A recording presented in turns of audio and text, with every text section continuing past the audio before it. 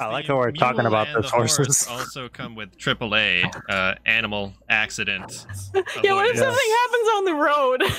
Does the horse have gap coverage? Sorry, you guys just broke me for a second.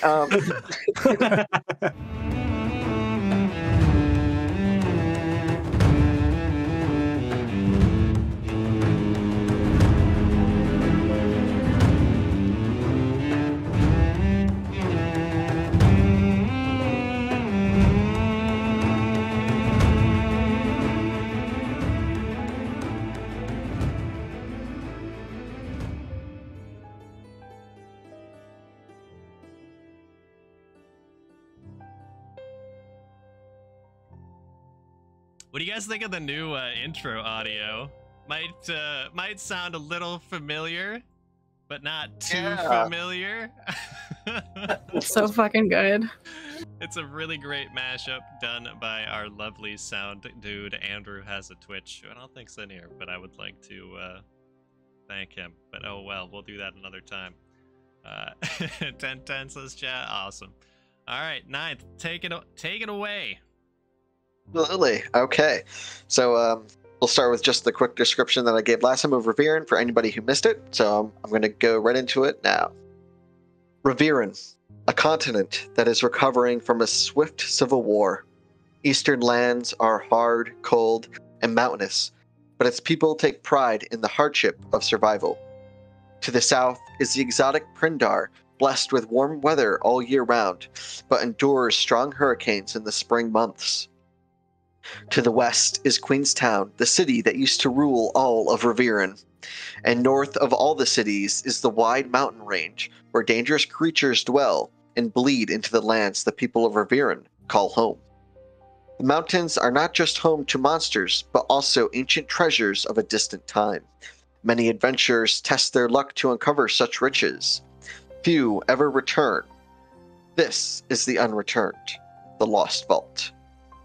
Last time, on Unreturned, the Lost Vault, we met our adventurers as they made their first steps into the rest of their lives. Frosty, a slow-to-speak furbolg, was met by the village elder, Lowcloud. Lowcloud revealed a dark plot to Frosty that his brother and many others aren't missing. They were in fact killed by an unknown assailant. So Frosty was sent out to find his brother's killer.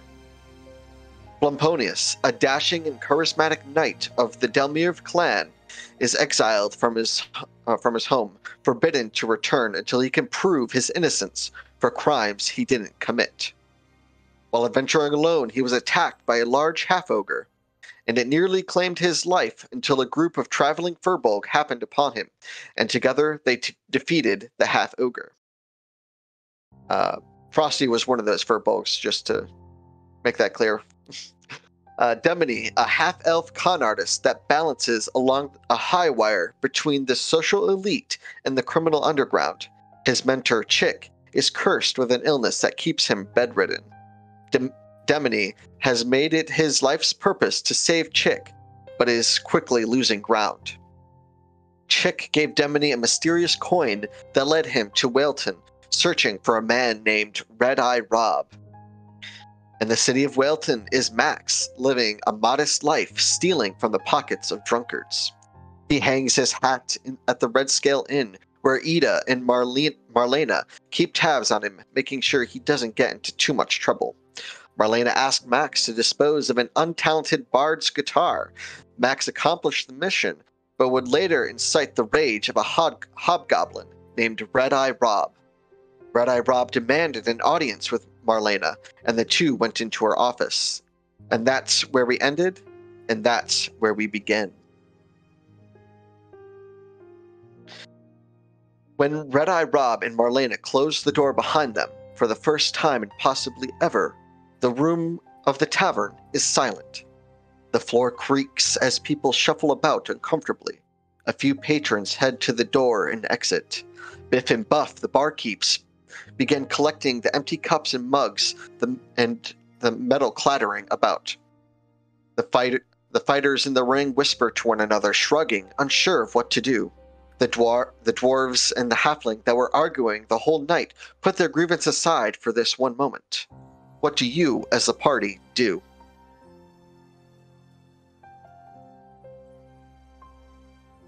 Oh boy. Oh man, I hope we didn't get anybody in trouble. I feel kind of bad. Do you know these people? Yeah, I do. I work here. The bar owner is Marlena. She's really, really nice. She doesn't like when I kiss her very much, but I still do it all the time. And the barmaid over there, that's Ida, and she's like my best friend ever. She totally saved my life. And they're both great. But now I feel like maybe I might have made a bad choice, and I think I might have gotten Marlena in trouble with that scary hobgoblin, that Red-Eye Rob guy who sucks. Jesse the Jester stares contemptuously at you, blood dripping from his nose and lips, his eye black and swollen, his fingers misshapen. He points a broken finger at Max. This is all your fault! You don't have just a grievance with Red-Eye Rob, but you have one with me! Well, Jesse, I'm sorry that you misplaced your instrument. I mean, maybe next time you should hold on to it instead of leaving it in the middle of the tavern. You stole it! I mean, I don't know. I don't see it anywhere. After you went over to go check out the fight, I mean, something must have happened to it. Well, we'll just see about that when Red-Eye Rob comes out to defend me. And just as he says that, Marlena's office door opens with hinges squealing. Slow, heavy footfalls proceed out the door and make their way towards you. Red-Eye Rob stands with his hands on his hips and takes a deep breath before bellowing out into the room. So I've come to an understanding that the likes of all of you don't much like the way my bard plays. Very well. I am a man of democracy.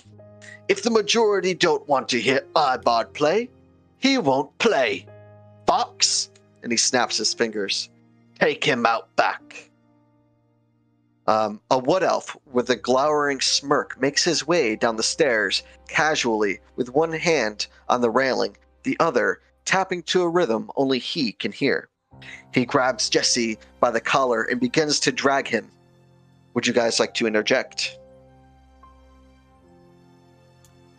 Okay. I sure don't. I know. All right. Yeah. If I ask you guys when you want to do something, you don't have to do anything. Just say we let this happen, and the scene will carry out. Yep. Okay. All right. So Fox begins to drag Jesse out the door, and Jesse the Jester begins to whimper incoherently. Oh, please no! I'll get better. I'll take lessons. No, just please. And then the door slams behind him. Is the fight still happening in the fighting ring while this is going on? No, the fighters have stopped. They're kind of like dumbfounded, looking at the scene that's playing out in front of them. Any other questions? Would anybody like to ask for any other observations? It's how many people are in the bar right now? Have you switched the map to the bar? Oh, I did not. I'm sorry, guys. I'll do that right now. Oop. All right, there is. Oh, geez. Ah, jeez. We'll say roughly 20 people. Yeah.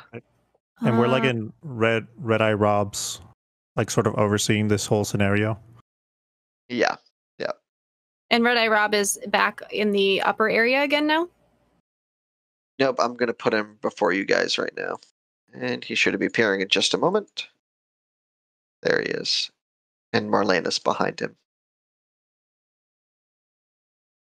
So there's like 20 people, and I think you said yesterday that it's about a cop or a beer here. Yes. So for the cheapest beer they offer. To bring up the mood of the tavern, I'll buy a round of beer for everyone. Cheap beer, because I'm poor. Um. So as we're displayed right now on the board, that's not like our actual positions. I will put you guys. Make sure you're all together. There you go. You guys are standing in a line. There, like that. Where's Susan? She's still on the bench. She's kind of like on the ground using the bench as cover. Oh, okay. Well, yeah, to bring up the mood of the tavern, let's have a round on me. Okay. I don't drink. I also Rob, don't drink. I'll drink yours. with you guys breaking the silence and trying to increase the mood of the party, Red-Eye Rob approaches Max and stands before him. He looks down at you, and in this moment, your tabaxi senses play to your disadvantage in this particular circumstance. He reeks of alcohol, tobacco, and promiscuity. He looks down. You broke my bard. And I bought you a drink. Cheap swill doesn't make the likes of me. Well, what makes the likes of you happy? We'll just have to talk about that. Well, my good friend, I would love to talk all about that with you. Why don't we go have a seat? Just a moment. Red-Eye Rob looks at Elena Thistlebow, Frosty's elven friend. And then he looks up at Frosty and walks over and stands in front of you. He looks up at you. Well, I'll give you credit, Elena. He is big, but is he smart? And he pokes you a bit in the stomach, Frosty. I'm smarter than some. Sure.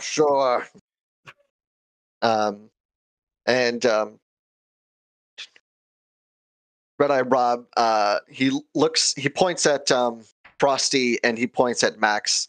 He says, "These two, I know, but who the hell are you two?" And he looks at Blumponius and Demony. Well, go ahead. Nope, You go you're ahead. good. Nope. Yeah. Well, Red-Eye Rob, it seems like you're down a bard. Is the truth, isn't it? Hopefully you'll prove much more useful than he did. Well, if you haven't noticed here, I do have this particular drum, and I am quite the skilled musician. I think I could fill your empty position. I would love to take you up on that, but at the moment, I think I have a different idea in mind. Well, what may that be? Is this going to be weird sex stuff? Absolutely not. I mean, I'm not into it. With a drum? Red-Eye Rob rubs his chin, pacing back and forth, and he's pointing at you. You and you, pointing at Max and Frosty, ain't got much to say in this matter. But the group of you, that's a different story. All right, how about we talk in private? Sure, you lead the way. Okay. Red-Eye Rob begins walking back towards the Marlena's office. Marlena, we're going to be using your office. Marlena motions to move, obviously restraining herself, but before she answers, Red-Eye Rob continues to speak. Thanks. Do each of you follow him? I kind of skip behind with joy. Yeah, I'll follow too. I'll follow. All right, so each of you make your way to Marlena's office.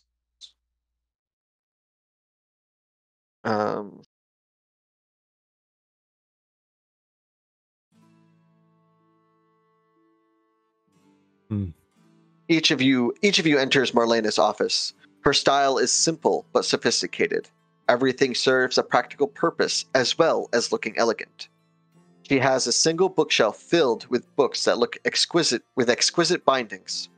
All of this beauty is in stark contrast to the character sitting in her chair. a hobgoblin, dark red of skin and red, piercing eyes. His nose twitches as he leans back in the chair, and a small knife in his hand begins picking at his nails. He puts his muddy feet... Yep, go ahead. Is there another chair in the room? Yeah. We'll just say there's a small couch and 2 chairs for you guys to sit in. Nice. Can I sit down on the chair and put my feet on the desk? Yeah. Yes, you can. I do that. All right. All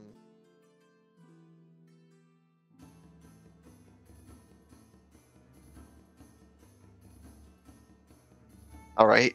He puts his muddy feet up on the pristine desk, and Max mirrors his movements.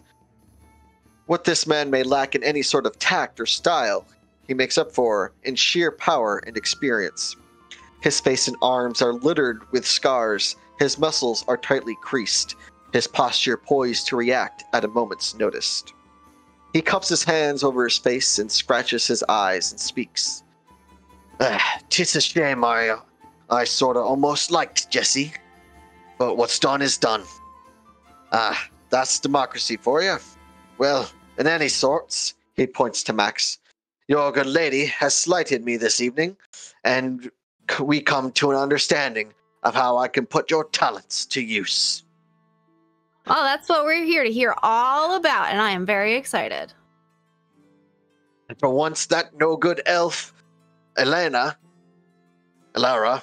whatever her name was, Marlena. actually, Marlena. Elena. Oh, was it? Well, either way. The elf. The elf woman. The Either one way. who thought I was somebody. Sure. She is a drunkard and is often confused. That doesn't surprise me in the least. But for once, she wasn't completely talking out of her arse. A furbolg did show up, and a damn big one at that. So, your services have already been promised. The other 2 of you, though, what can you do? I have a bard, and I yet haven't heard from the scaled one there. I'm just gonna lean forward onto the desk, and I'm gonna move my face within inches of his, and I'm gonna let out a swift exhale, just enough for a little bit of frost, some little mini baby ice particles start to form in the air, and then I'm just gonna take 2 steps back. Okay. Okay, so he's gonna like, okay, I guess you got some stones on you. But that don't tell me too much, other than you're either brave or stupid. But, regardless, perhaps in a group like this, there's a good chance you might, almost speaking to himself, make it back. If it interests you, I might have a job that might balance out this grievance that was done to me this evening. I was due for a caravan shipment from High Coast, but they never showed up. And given the state of the roads, they were probably attacked. What I need from you is to follow the Iron Road towards High Coast and find the caravan and find the goods of the caravan and bring it back to me. You'll probably find other abandoned caravans along the road, so you'll know the one that is mine by... It'll be 3 wagons, and one of them is a covered tabaxi coach. Find my stuff and bring it back, and I'll make it worth your time by paying each of you 100 gold. You said one of them's a tabaxi coach? Yes, you know, those wooden covered ones.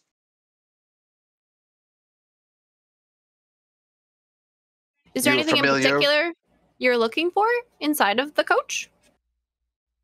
Not, was a couple crates. It would have been in with one of the wagons. I need what's inside of those.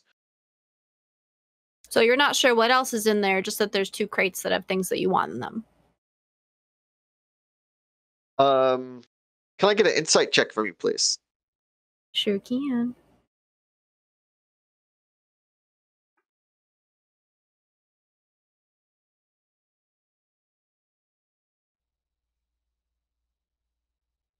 That's a 9. Your sheet pulled up.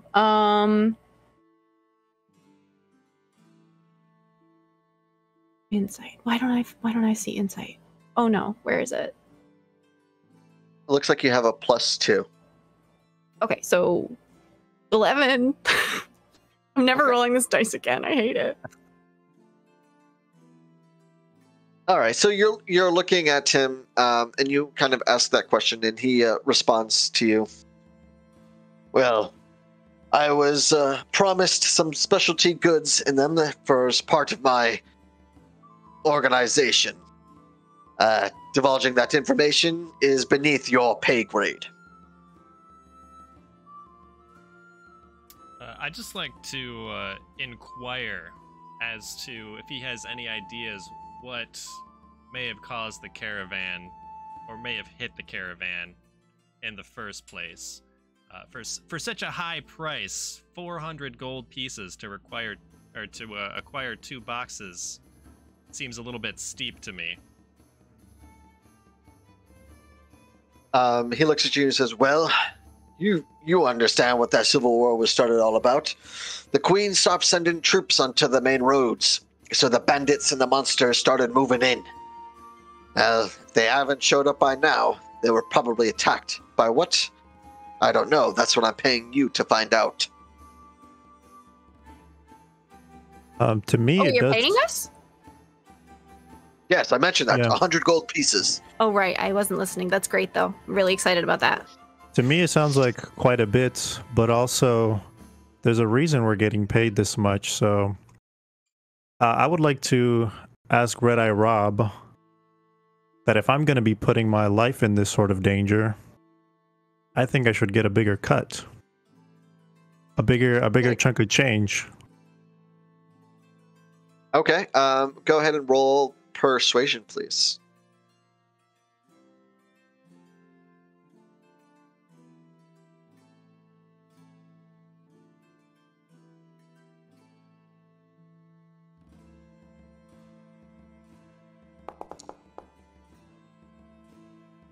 Um, 14 with persuasion.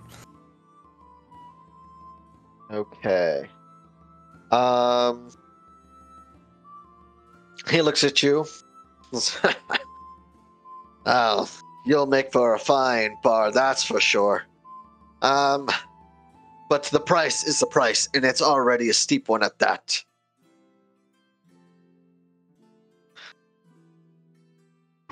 Just letting everyone know that Frosty never sat down and he fell asleep standing up because no one has talked to him in a while. And I like take one of my claws and I reach over and I poke you on your bum. Oh, you wake- And he's with us again. I'm sorry, Furbolg. Do you have a problem with the price then?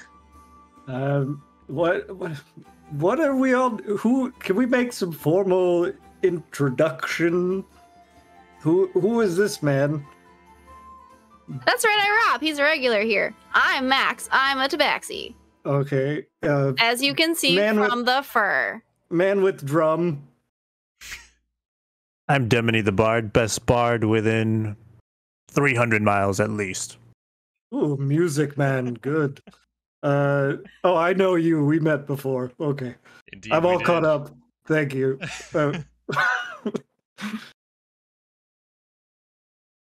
Prices. I don't. I'm just gonna do what everyone else does. I guess. I don't know.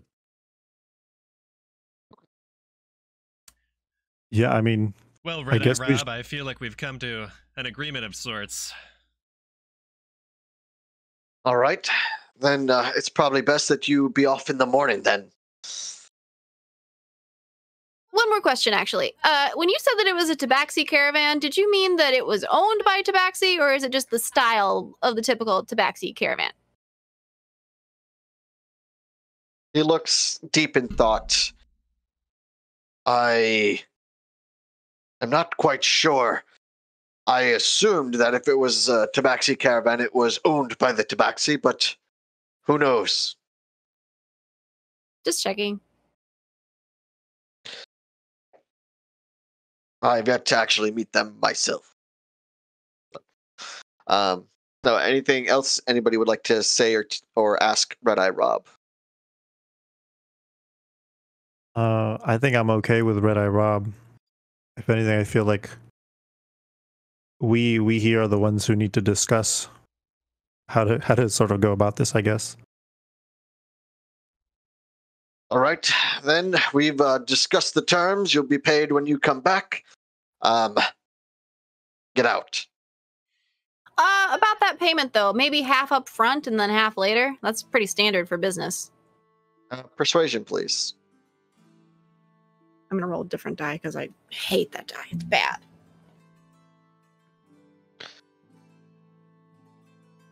Like the sound. That was a natural one. So maybe I don't hate that die so much anymore because it did better than that. He looks at you. And waste 50 gold on a bunch of corpses. No thanks. I'll keep it for now. All right. And I kind of slink out of the room, disappointed. I'm gonna take my All leave right. as well. Okay. Yeah, So same. each of you leaves the office, and Red Eye Rob makes himself more comfortable in Marlena's chair. The bar looks like it's picked back up. Everybody is having a round, and when Max comes out, they're like, "Hey!" What do the I deduct for that?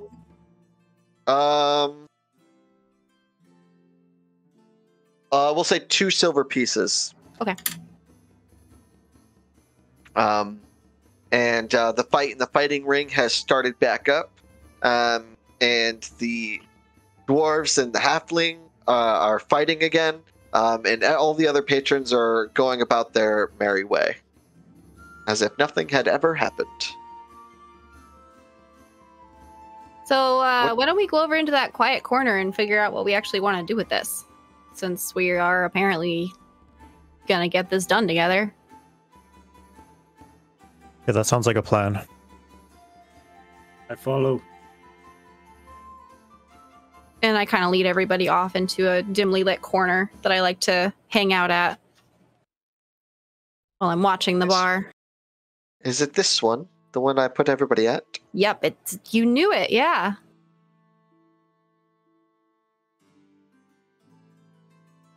So, Red Eye Rob's kind of crazy, but I guess we work for him now. Max, how long have you known this Red Eye Rob character? I mean, I haven't been here too terribly long. But I know he comes in here a lot. He spends a lot of money, so he's kind of important to the bar. So he's got a lot of money. He's definitely good for that 100 gold. That's nothing to him. That's a bar tab for one night. What is it that he does for all this money? All here in the tavern? DM, would I know the answer to that question at all? You do not know the source of his income. Can I get a history check, though, to see if you know of any rumors? Sure. I'm going to roll the other die. How many die have you rolled already? It's a 4 die A rotation. lot. rotation. Sorry, what was the stat you said to roll? History? The history. History? Oh, that's not going to be good. That's an 11. Okay. Yeah, you don't know anything. You know that he showed up from Prindar, and that's about it. Yeah, I don't really know a lot about him. I haven't really been in town that long. I just started working here a little bit ago, so can't really answer that question. I just know he's shady. Gives me the tingles that are the bad kind. Shady. How do you think some of the other workers around here feel about him? I think everybody kind of feels like he gives us a lot of money, so he's got to stick around. Try to keep him happy. So a money talks type of character. I see. Yeah. Definitely accurate. Did any of you happen to catch my motivation? Frosty, you seem ready to tell us about your motivation. I tried to find lost brother. How this helped me again? Well, I think you were kind of getting close with the dark elf that Yeah. you were and sent to their- find by their somebody, friend, maybe? little short man friend with her, and I help him. They tell me things. That's what just happened, man. Okay, thank you. You got it. Well, either way, we've been tasked with retrieving stuff from the caravan, and personally, I've single-handedly witnessed Frosty's uselessness in combat. He tried to hit something with a stick that was lying down, and he keeps telling me the story about how the time he almost died to a tomato. So, either way, I think we should head out to town and see if there's any supplies. You have not seen spells. I got some. I hope that's true, Frosty. I hope it's true, but either way, I think we should venture around town and see what supplies we can get to make this a little bit easier. Well, before I can head out, I have to explain to Marlena where I'm going to be going, and I've got to say goodbye to some of my friends really quick. Oh, I don't wait for a response. I go and I prance off, and I go to find Marlena. All right, so Marlena is behind the bar tables, and she's kind of like frantically making short paces back and forth. Her thumb on her chin, head eyes cast down. Like I said, walking nervously. I can't find my character on the map. Where am I? Oh, I just moved them. I just moved them up by the oven, where the bar table is, directly north of where you were.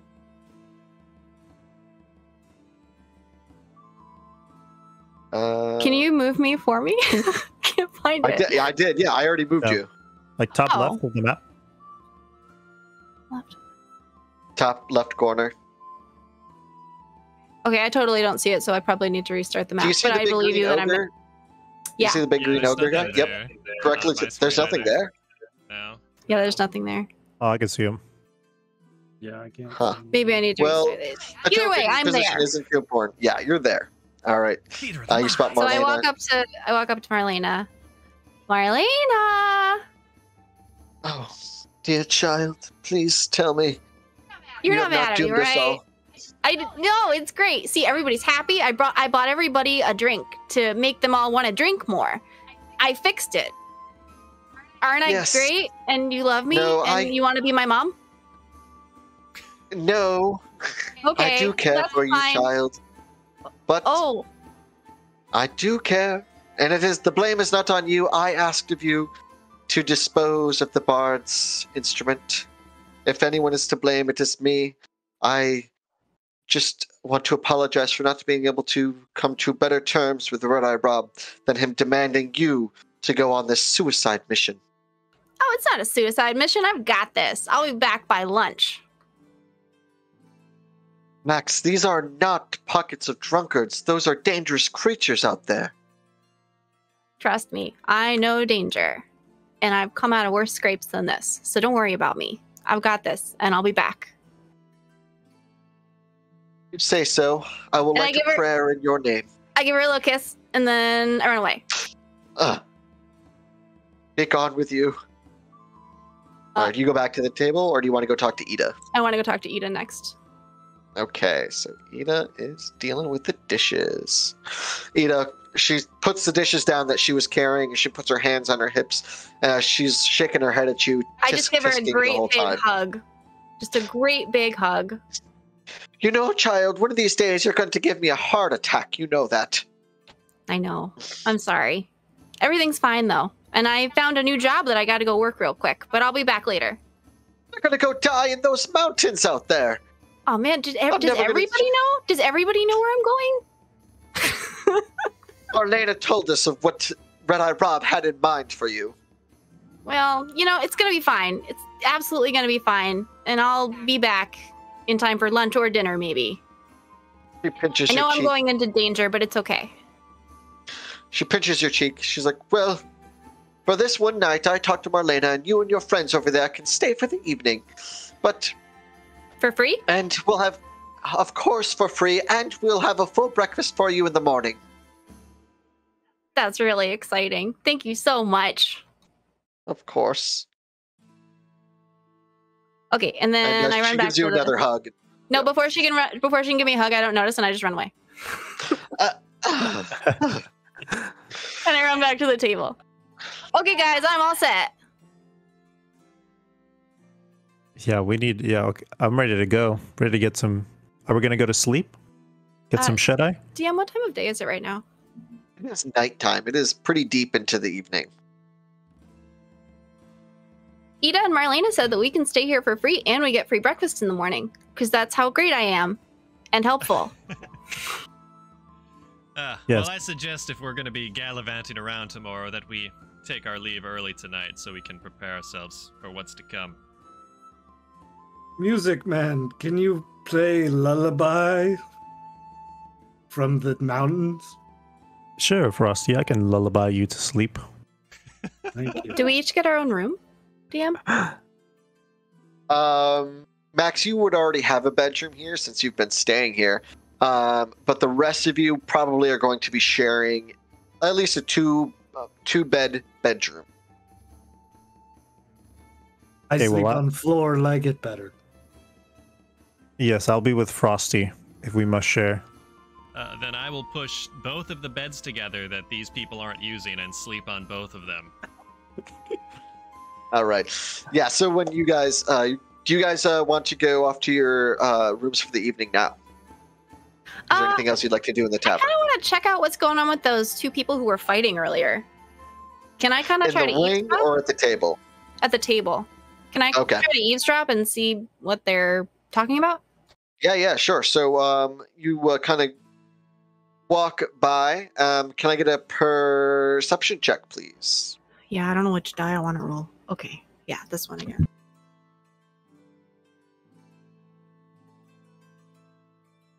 My rolls are so bad today. That was a 4. Oh, man. Okay. Oh, no. Perception.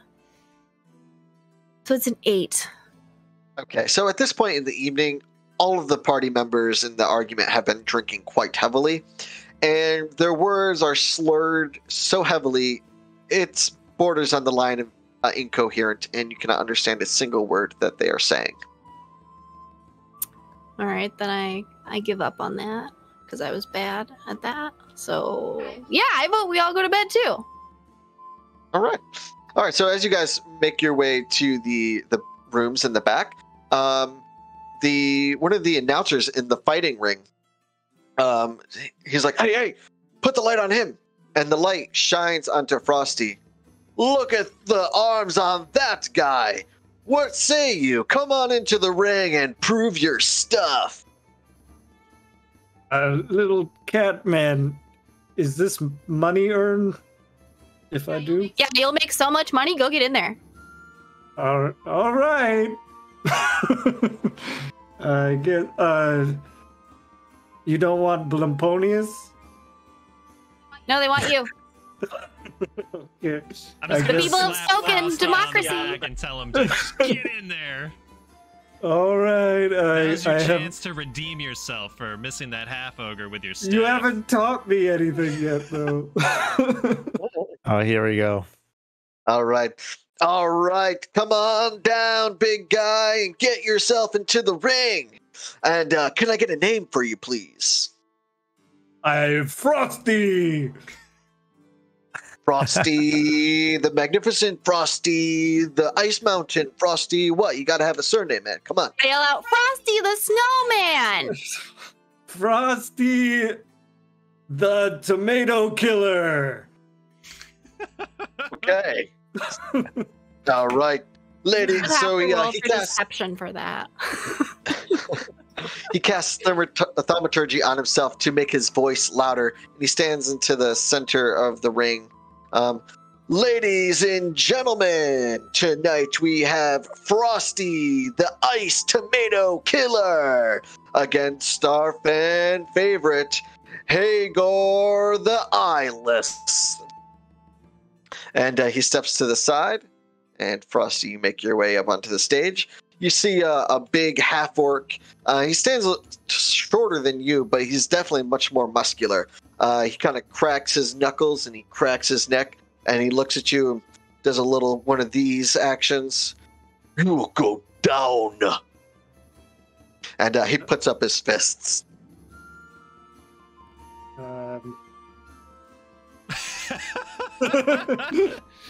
Fists You do. only? It's a fist fight. Yeah, it's a bar. Okay. Yep. Well, I timidly put up my dukes. What is my height compared to this man?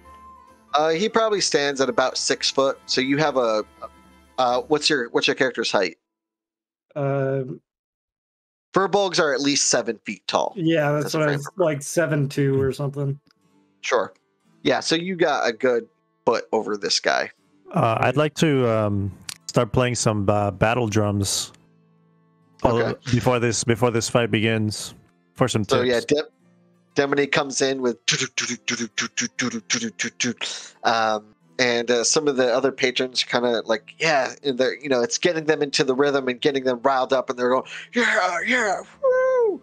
And I kind of run around the room and I'm trying to get everybody hyped up too to get them to come and watch the fight and bet money on it. Okay, can I get a performance check from Demone, and can I get a performance check from Max, please? Yeah.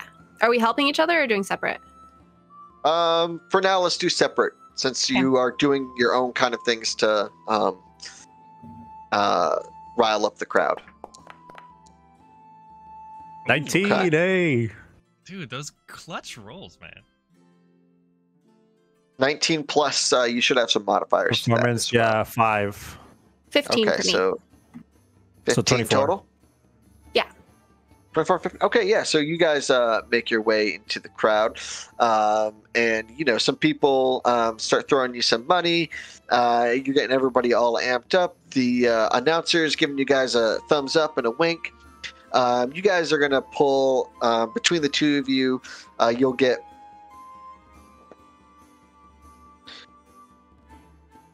5 silver pieces each. Can I work my Wait. way over into Frosty's corner while this is going on and be his corner man? Yeah, sure. All right. So you go Perfect. into the corner. Frosty's standing there getting ready for the fight. The other guys, getting ready to go. What do you do to motivate Frosty? Well, I see Frosty standing there looking completely confused. I'm just going to yell, "Put your hands in front of your face!" That's it. Yes. Very perfect. Beautiful. Thank you. I believe in you, Frosty. Do you have any? Oh wait, you're a paladin, so you don't have any cantrips, anyways. Okay, all right, yeah. So with that, you guys pulling together, putting efforts, amping up Frosty, the ice tomato killer. The bells begin to ring, ding, ding, ding, and it's the first round. Frosty, you approach the orc or the half orc, and can I get an athletics check, please?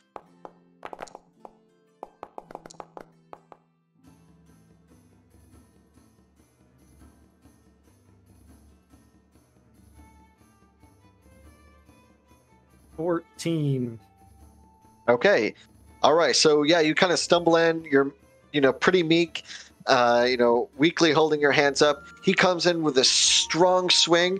You back up, your eyes wide, and just out of pure instinct, you jab in and you hit him square in the chin, and you can see stars going between his eyes, and you rung him a good one. And he backs up.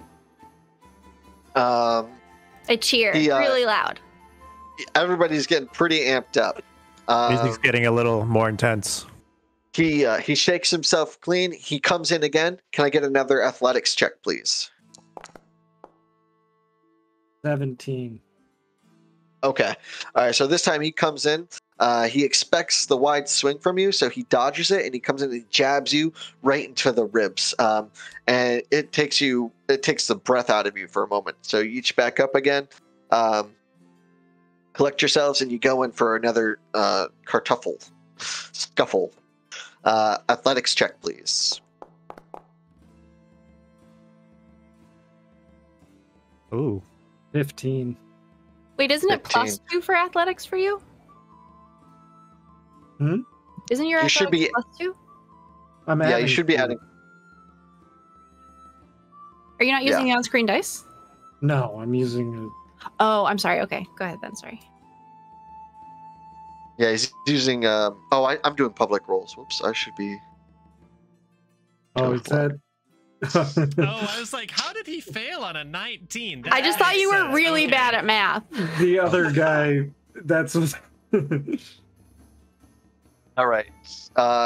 While this Yeah, is so, going on, I'm I'm going sorry. to yell from the corner and be like, use your reach to your advantage! And just as you say that, he turns around and says, "Huh?" And the half-orc comes in and slams him right in the head, sending Frosty flying back onto the ground, and he is out cold. Well, And the half-orc puts his arms up. Hey, Gorwin! Hey, Gorwin! And the crowd's going, hey, Gor! Hey, Gor! Hey, Gor! And with that, you guys are instantly forgotten. And another contestant runs up on stage, wanting to test their Can Metal I against Hagor. grab the next contender that's running up by his scruff Mhm. and just pull him back and run into the center of the ring? Absolutely. All right. Can I just get a quick athletics check to grab and pull them back? 23. Oh yeah. So yeah, this guy's running up and he's just like, "I'm gonna take on Hagar." You grab him by the scruff and yank him back, sending flying back into the bleachers. You grab hold of the rope. You swing over it in full stride, and your feet make a solid thud against the fighting ring mat. Is Frosty still in the ring, or has he been carried up? Or can I kneel down and just like pick him up a little bit and tell him to get out his notepad and learn how to fight with his fists? He's unconscious. Okay. So Well, then in that case, I just kick him off and just have him roll onto the floor. absolutely, yeah. You just push him off, roll him off the floor, and he boots onto the other side. I go get some towels and I mop the blood off his face because I feel kind of bad. All right. Yeah, so yeah, you clean him up and everything, and he looks good. His tongue is kind of lolling out a little bit of his mouth. He's speaking in a language you don't understand. Or mumbling, that is. So Hagor the half-orc comes up. He flexes his pecs. So, scaly man think he can take Hagor? You gonna speed lang with little friend. I'm not gonna say anything. I'm just gonna start to take off some of my armor so I can move a little bit more freely. Cape's going on the Okay. floor. We're getting down to shorts and a t-shirt type of deal here. All right, yeah. So one of the ring assistants comes up and starts assisting you with doffing your armor, because it can be a little bit of a time-consuming process, especially when the chainmail rings get caught in the scales on your body. It's awkward. So he helps you get it off, and you're down to nothing but your scales and brass. Can I roll to give him a super quick sucker punch? Yeah, you're just gonna go into the fight without the ring going off or anything like that? Yep. All right, go ahead and give me an athletics check with advantage, please. Yep. That is a 20, so I don't need to roll my second time. So 25. Got a natural 20? I did. It's fucking Ooh. beautiful. Okay. Yeah. All right, so yeah, you the announcer is about to ring the bell, and you just immediately start running up. You jump up and Superman punch the guy right square in the chin. He goes flying back. His head gets knocked into the post, and he is out Stone Cold Austin style. That was awesome. I am the greatest man alive. You put your arms up. Would you like to make any kind of announcement? No, but I would like to go over and also kick his dead, lifeless body out of the ring, and then I'm just gonna stoically go and pick all of my armor back up and rejoin my party. And I'm like running around the whole bar, like pointing to what just happened and like asking for tips for our dear friend Blumponius, who is so good at fighting. So the announcer runs up to you when you get off and you get off the ring and you put on all your armor. He comes up and he says, "Hey, you!" We just gotta point to approaching you. Me? Yeah, come here, real quick. I'll walk over and see what this guy has to say here. Like, all right, just so you know, technically, that fight was illegal. So I don't normally do this, but that was so amazing. Here, take this, and he hands you a small pouch. It jingles with the sounds of coin. Ooh. And don't open it now. Just I don't want anybody to see. We run legit fights around here. Yeah, okay. But if you ever want to come and have a real fight, you come talk to me. I'm just gonna toss him a sly wink and be on my way. All right. So, is there anything else anyone would like to do in the tavern or in the fighting ring?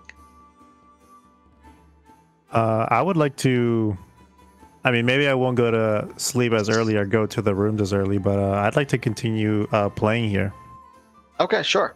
And for Max and Demony, you guys will each get a gold piece from the Blumponius Superman fist. Sweet. I'm still unconscious, right? Oh yeah, you're unconscious. You have no idea any of this happened. Yeah. In fact, you're still on the bench. No one's even tried picking you up. Shame. I like kind of step on Frosty to get over to Blumponius, and I'm just like, oh my gosh, you did such a good job. That was amazing. I'm just gonna say thanks, and then I'm gonna just walk away, and I'm gonna go find my room. I'm gonna call it a night. All right, so you get your room information, and you head there, and you take the larger of the two beds. Nice. All right, Max in the Shadows. Is there anything else you would like to do? Nope. I think I'm gonna just head up to bed now too. Okay, so you head to your normal room. Yeah, I'll play And until. Devin, you said you wanted to play. Okay. Yeah, I'll play All right. until it's like half of what it is right now. Okay. Yeah, so you play for a little bit longer, and you get another gold piece out of performing for everybody. And then all the patrons start leaving as it's about, close to 2 a.m. Sounds good. Kind of late, but sounds Okay. good. All right. Yeah, you were on a roll with your performances and making good tips, so you stuck around maybe a little bit longer than you should have, but... Is Frosty still here on the bench? Yeah, Frosty's still on the bench, yeah. I was wondering if anyone would remember. Leave him. It's too late. We've gone too far. Okay, well, I've played long enough, and I'm starting to head out, so I see that nobody has attended to Frosty, except for Max, who like cleaned Frosty's face. And I then try and stepped on him. hey, and then stepped on him. So I try to shake him awake, get him All right, him a cool. little bit conscious, slap him in the face a little bit, Yeah, can I get a medicine check? Sure.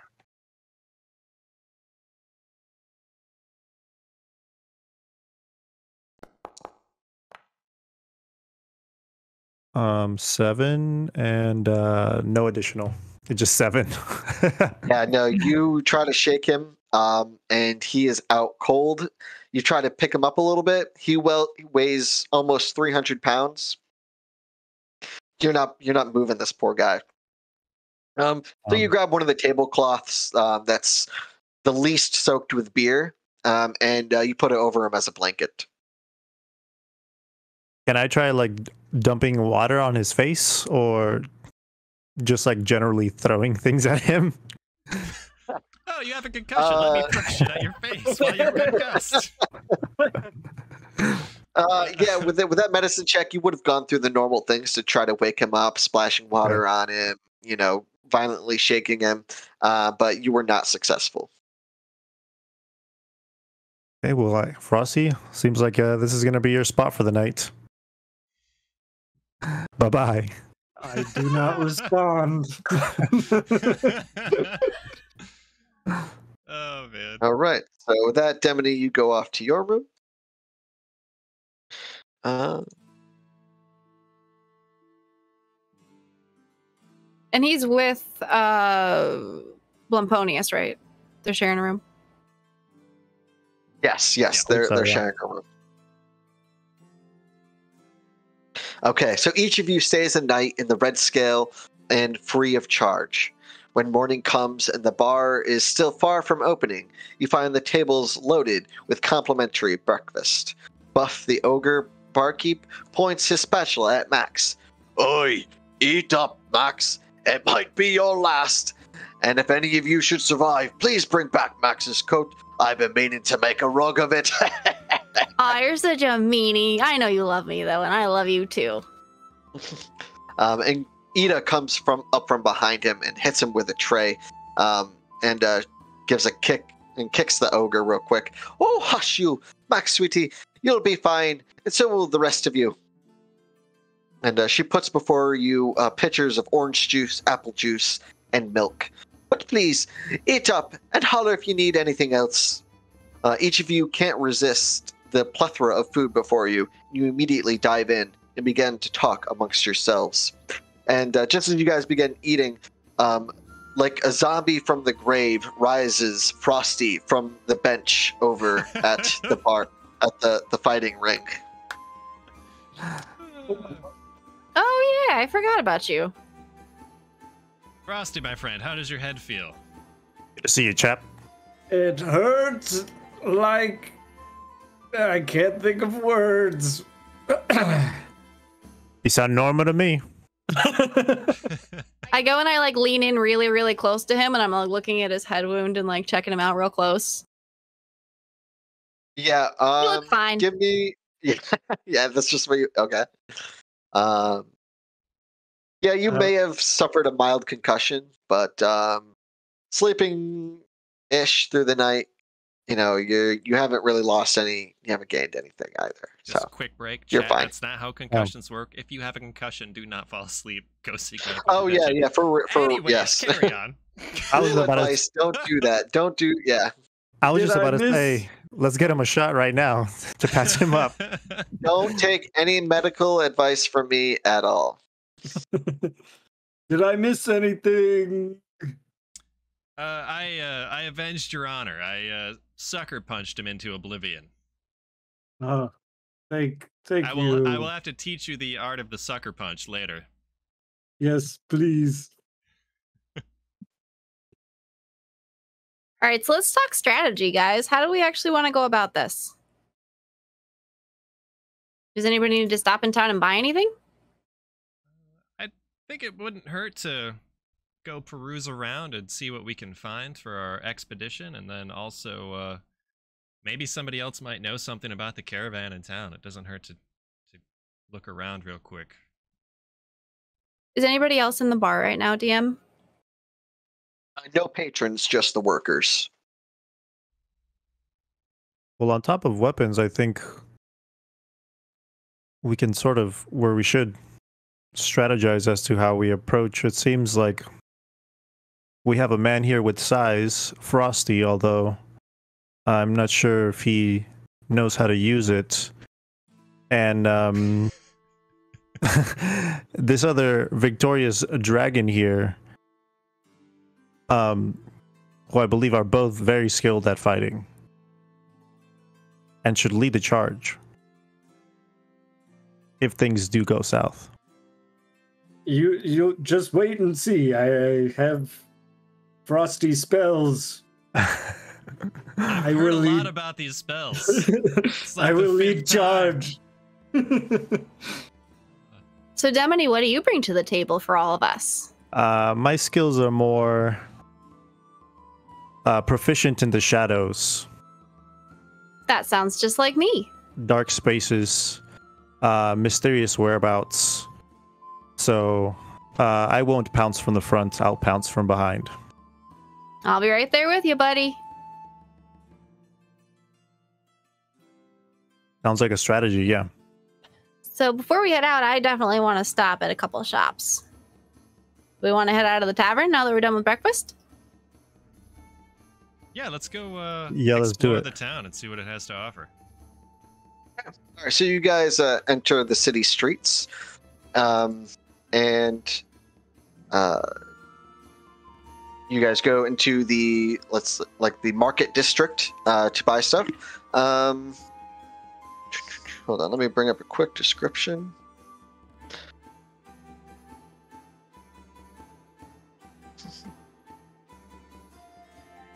Okay, let's see. Unlike the rest of the city, caught in its drab aesthetic, the market streets are bustling with a wide range of languages, smells, tastes, and cultures. You hear vendors from every corner peddling their goods, promises of guaranteed love potions, meat that never spoils, and trinkets of a bygone era. The streets lay before you, and wonder is your guide. What kind of shop would you like to go to first? They do have a general shop, and then they do have like a blacksmith and more specific things. So, Is there an art supply store? or is that just a general store? There, yeah, you might be able to find what you're looking for at a general store. Yeah. Would anybody else need any sorts of weapons or anything like that? I'm under the impression that you can never have too many weapons. Yeah, it couldn't Okay. hurt to go check that out. So on top of the general store, go to the weapons shop. Why don't we check out the general store first and see what they've got going on? Would there do it. happen to be like I'm thinking like a mall, what's the word I'm looking for? Directory. Is there like a directory in the center of the town that tells us what's in the town? No, there is not a directory, and I'll have a map of the town for the next session. That was, like I said last time, something I totally overlooked. Damn backwater. Small towns without their fancy directories that I'm accustomed to. Well, I would probably know like a lot about the shops, right? Since I've been here for a little bit. Yeah, At least the ones around the bar. Yeah, so you know that there is a general store, and it's called the Tinker's Cupboard. And you know that that's run by a human, and that there is a pretty good blacksmith. His name is, let's see, Theovold, and he is a dwarf. Theovold Blackring. So Max doesn't happen to know like any of these owners or other employees or anything to be sort of chummy with them? Probably not.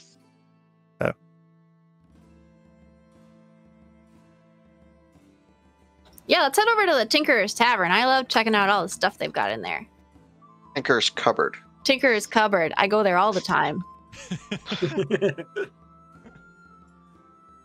Okay, so you guys Lead the make way, your way Max. through this. All right, so Max leads the way through the city streets. With a flourish of bobbing my and cape. weaving through with a flourish of the cape, bobbing and weaving through the crowded morning streets. You make your way to a simple-looking building constructed of wood, alongside two other buildings in the tightly spaced city streets. And the door creaks open as you enter inside, and you see much of the regular travelers' equipment here. You see rope, you see barrels full of dried foods and rations. You see cloaks and bedrolls, tents, all the type of things that a traveler needs to survive on the roads. I kind of skip up to the counter and I'm like, "Hey, you got any chalk?" Do I have any chalk? He kind of, his glasses, picks them up and looks at you. And I grin Yes, very, I very do. widely and trustworthily. Worthily. Of course. Yes, I do have chalk, and let me look at my book here as I check the prices of such a thing. Are you looking for a single stick, or are you looking for a box? How many boxes do you have?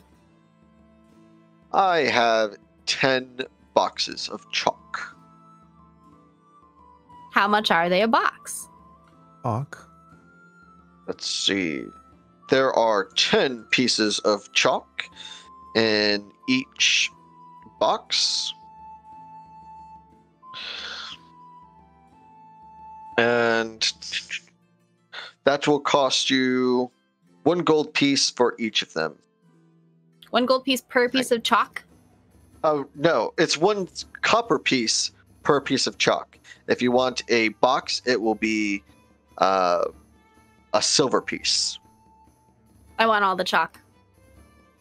Okay, so 10 boxes at What one is this copper, chalk? at 1 Max, silver it seems like a lot of piece chalk. Is 10 No, it's just the right amount of chalk. is 1 gold piece for all of the boxes of chalk that I own. Wait, I'm sorry. How many silver are in a... 10. Okay. Max, Yeah, I I give him a know gold. we haven't known each other for Thank you. long, but when dealing with smugglers and such, what would we happen to need all this chalk for? You'll see. I am an artist, and I need to represent my art when we go to do this. I thought it was to outline their dead, lifeless corpses afterward. Maybe it is. You guys will have to wait and see. I'm as confused as I am intrigued. I don't know what is chalk.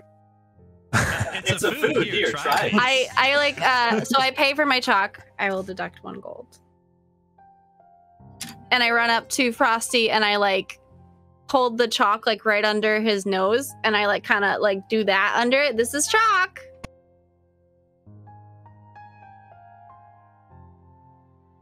That's it. No response from Frosty. Uh, I thought Frosty had allergies. just to feline. Okay. I'd like to try and how much is the rope here? You approach the general store owner. Yes. Let me check here. Yes, okay. For 50 feet of hempen rope that I have here is going to be 1 gold piece. 50 feet, 1 gold piece. I'm gonna try and barter with the owner. Okay. Yeah, I'm gonna try and barter with the owner. Okay. How much would you like to? What would you like to pay for the rope? 1 gold piece. Say 1 silver piece. Okay, that's a steep discount. He looks at you as 1 silver piece. Go ahead and roll for persuasion.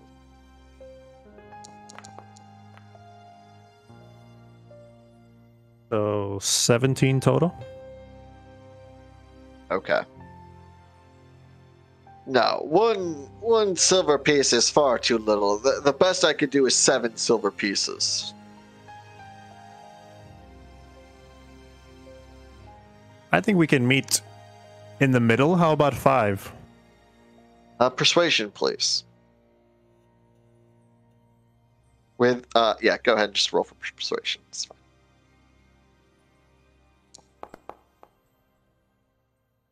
So 14. It's 9, right? Yeah. 14. Yeah, no. 7 is my final price. What do I got here? I'm just gonna pass on it. I'm not gonna buy it. All right, fine. Be that way then. Do you have any potions or anything here too? Potions, I try not to keep those around here. I don't trust that alchemy stuff or that mage stuff. It's not for me. I can't tell the difference between a health potion and an explosive potion, so I just keep completely out of it. Do you have anything interesting? Me? No. If you're looking for something interesting, you might want to go over to the what did that lady call the place? Something weird. The Golden Quill. That's right. The Golden Quill, magical oddities galore. That place sounds Magical fun. oddities galore, yeah. I think we look at sharp objects first. Did Red Eye Rob say about how far away the caravan was? Is it going to be a few days' ride? Is it? He did not mention how far away it was going to be. He didn't mention how far. Do we know keep where in we're mind- going, actually? He said, Red Eye Rob said to travel the Iron Road north towards the high coast. Okay. And keep in mind, you guys do, with your starting backpacks, do have like 10 days of rations and rope, and a lot of that stuff does come with it. So for me, how long would it take me to get back to Chick from here? So you can travel at around 30 miles per day. Conveniently enough, each of the squares on the map is 30 miles. So from Whaleton, it's, let's see here, 1, 2, 3. Oh wait, just do this.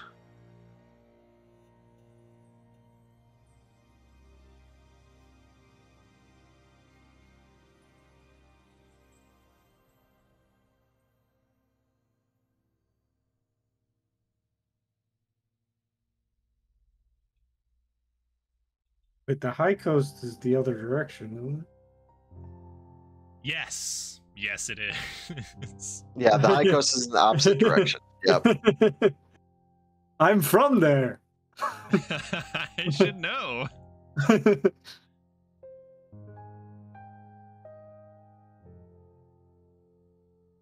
Oh, that's quite a bit. It's Yeah, looking it's about like you're 13 probably days. Not gonna It's make about- it. Yeah, it's about 13 days to get from Prindar to Whaleton. But you can also take boat, which will be about half the distance, but it costs more. Okay, by this math, aren't I already sort of Chick? It's 5 days, correct? It's 10 days. It's 10 10 days days. between each potion for Chick. Yep. We You gave him one potion before you left, so that bought you 10 days. And then Chick had another potion that they could administer to themselves. Okay. So you have about 20 days to get a potion back to Chick. From this point in time right now? Yes, from this point in time right now. No, wait, no. It would have been less than that. Yeah, because I traveled over here already. Because you traveled there already. So you have, we'll say, we'll be generous and say that you took a ship, right? Okay. So you took a ship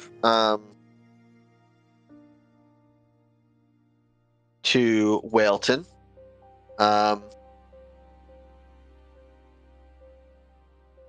And that would be, let's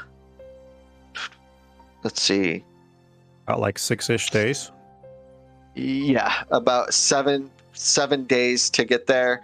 And we'll say, you know what? We'll probably say it was probably 3 days because ships are much faster than people traveling on land. Okay. So I think the fastest speed that you can travel, I think, is, hold on, I have a handy dandy notepad. That stuff on it. Ah, here we go. Okay. That has all the travel speeds for me. And Whoa. let's see. Yeah, this is my Dungeon Master screen. and it has a bunch of cool information in it. Okay, so yeah, the fastest you can travel is about 30 miles a day, and that's at a fast pace. But we'll say on the ship, you can travel about a little bit faster than that. So we'll just say that it was 3 days. It takes 3 days of a ship ride to get from Prindar to Wilton. Okay, so we're on day 4 here. We stay the night, day 4. Yep, you're on day 4, so you got 16 days left. DM, is there a so I'm not privy to any of this information, but just for my own knowledge, is there like a post office or something here? Yeah, there is a courier service. Okay. Could be useful. Yeah, I feel like at odds now of like, I don't know how long this quest is going to take. Not that anybody else knows about this. Yeah. Gemini, you seem a little troubled over there. Why are you being so quiet? I'm in a group of new people here, and I don't quite know everybody. I like to keep to myself. My troubles are my troubles. All right. Well, need help with anything, just let me know. I am an honest tabaxi. And I smile in a way that is very dishonest. This quest that we're going on, if successful, retrieving all this money will be of a great help already. So it's within my best interest to be a part and help as much as possible. Great. Glad you're in it to win it. Frosty? So you guys have been standing outside of the Tinker's cupboard and talking amongst yourselves, getting to know each other a little bit more. Do you guys decide to go to the blacksmith next, or do you decide to go to the magical oddities shop? I'd like to personally go to the blacksmith. We follow Cat once. Now we do our own thing. Oh, do you know where it is? Yeah. Sounds like you need just a little kitty note chat. So with a flourish of my cape, I lead the party to the blacksmith. Okay. All right. So again, you make your way from the market side of town to the artisan side of town. So the artisan street has all of your skilled labor, blacksmiths, armorers, leather shops, carpenters, alchemists, all that kind of stuff. Brewers, all of the guilds that would be, all of the trades guilds are here. And you find your way to the most common blacksmith that you know would be within your price range. There are master smiths in town, but you're looking for something that's going to be a bit more on the modest side. And it's just called Smithy by Theobald. I'd like to approach the blacksmith and say, "Hey, show me your wares." He's kind of hammering down on a short sword, and he's beating away at it. And he looks at you. Oh yeah, what?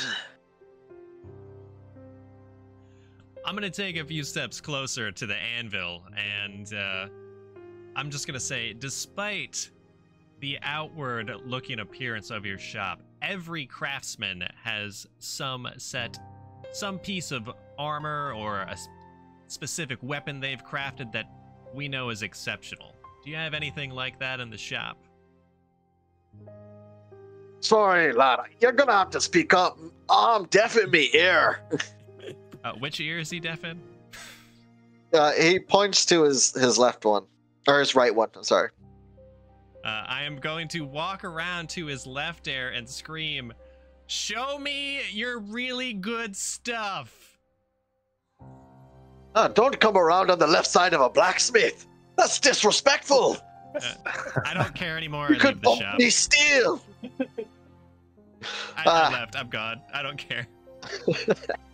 Theobald, you got him. Good job. Show us your stuff.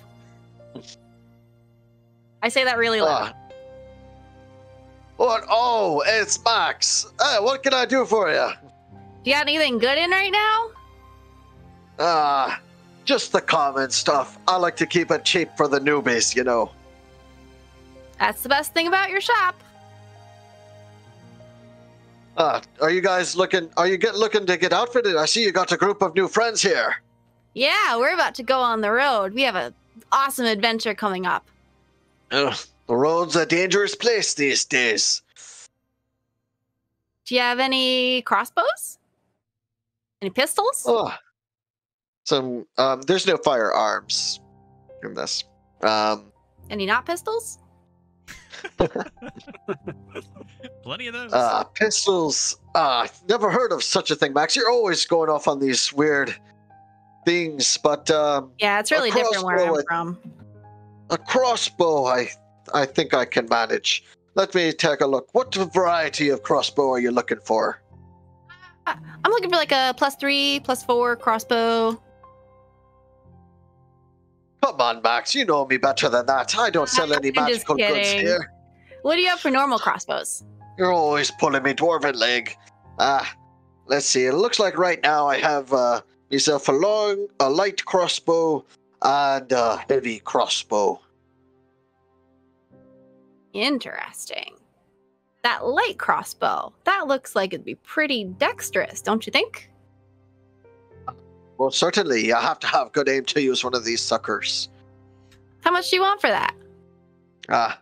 25 gold pieces, lad. Oh man, that's a little steep. But when we come back and we make tons and tons of money, we'll definitely come back and get that one. Of course, I'll set it aside just for you. Thanks, Theobald. Little cat person, I take out my money pouch and open it. How much this? Can I try to sneak a gold piece out of his pouch while I'm counting? Sleight of hand. Okay.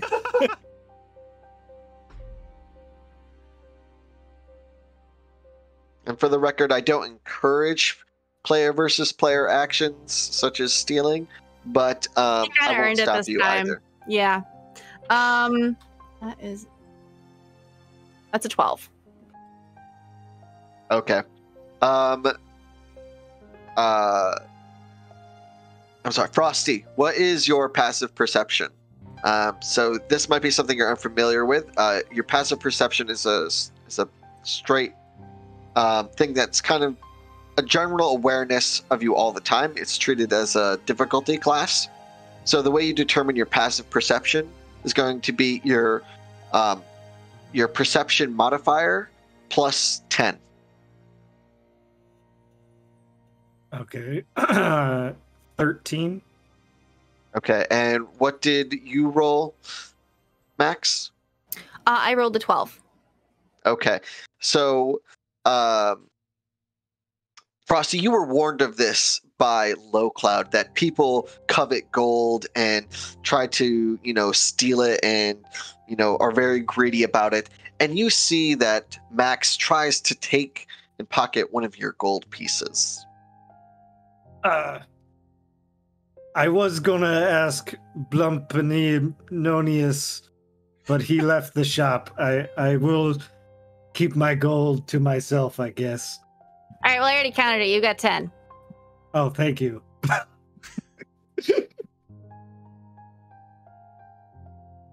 So, what will the rest of you be having? You have anything for 10 gold? 10 gold? I have lots that I could sell you for 10 gold. Any of these simple weapons you could probably get. Better than this stick? And I show him my staff. You have a quarterstaff, right? Yep. Let's see. You're probably, somebody with your height and such probably do well with something like a great club. I can give you one of those for 2 silver pieces. All right. I look at Max in the shadows. Is good deal? Yeah, great deal. Get it.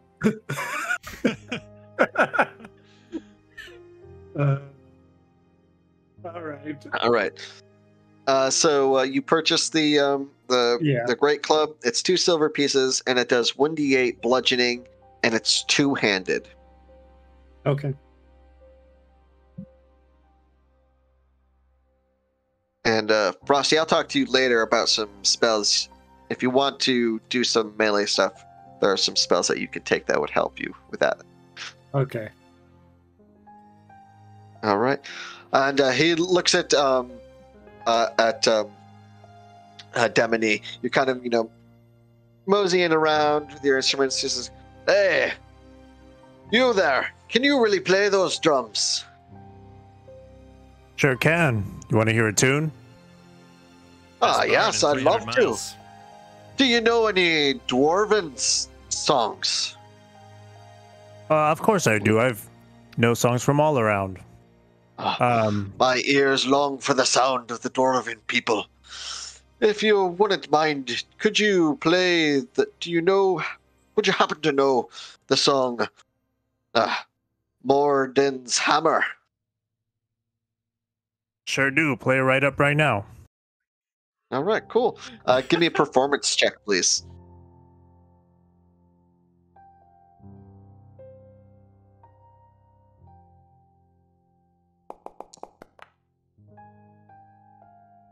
Mm, 22. 22. You begin playing the song on the drums, doing a soft melody and beat, and you hum the intro of the song, and you lead in with the soft vocals.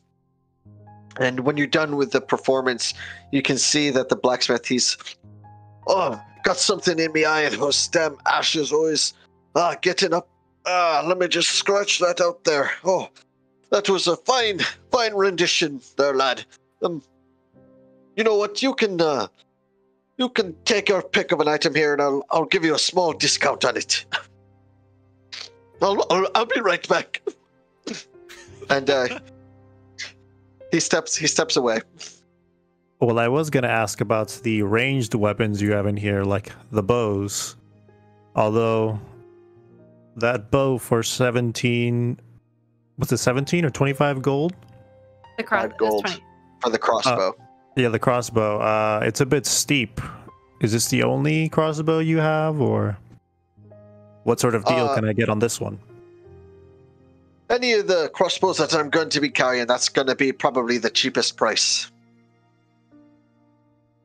But for you, I could knock it down to 20 for that beautiful rendition.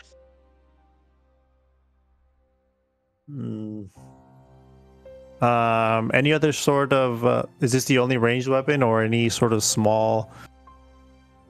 You could always type of throw blades? yourself a couple of darts, or you could throw a hand axe, a dagger.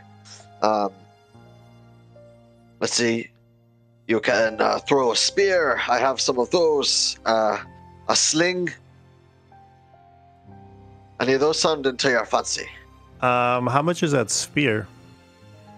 Spear's great because you can use it in good melee range, and you can give it a good toss at a sucker, and that's going to cost you one gold piece. Okay, I'll take the spear. 1 spear. Excellent. All right, that'll be 5 silver pieces then from you. Perfect.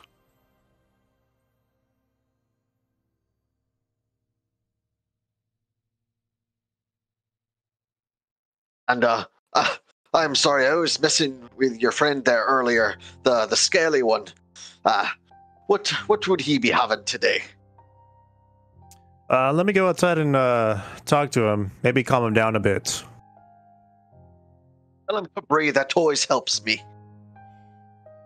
Hey, No, you long-named one. no.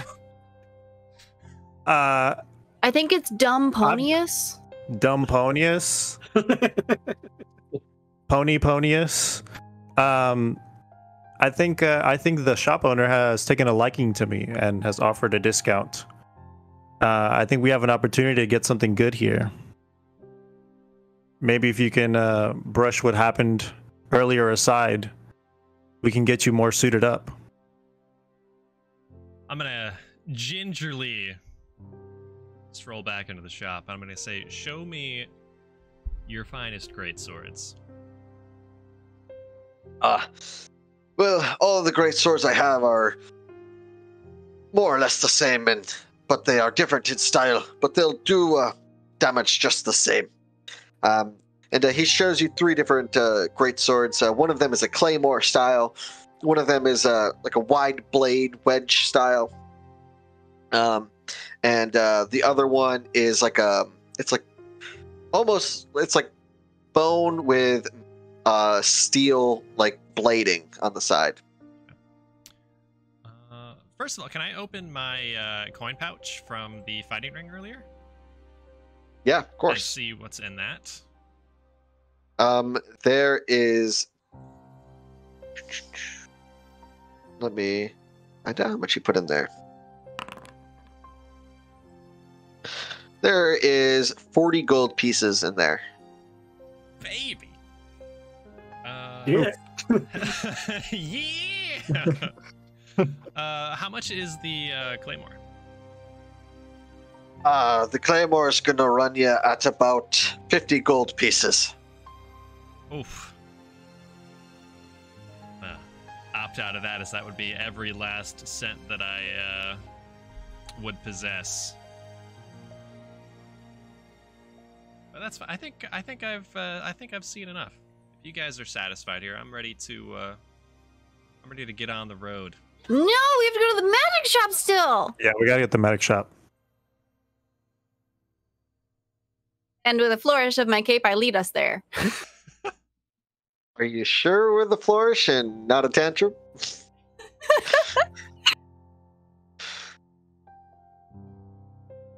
All right, so Max once again leads you to the tinker, or not the tinker shop, but the name of that shop The Golden Quill. is the Golden Quill Magical Oddities Galore. And you get up there, and can I get a perception check from everybody, please? Yeah.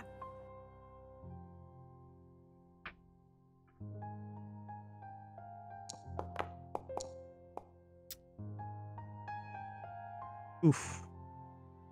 10, Oh, good sounds. 10 That's a for me. 2. 10? 2 for me. Hey, yeah, 2. same. 2 for me. Roll the 2 plus 0, so 2. Exact same. Okay. 2 plus 0. Oh my god. 5, 2 plus 3. I thought my turn was bad. What are you all doing? I'm not even perceptive.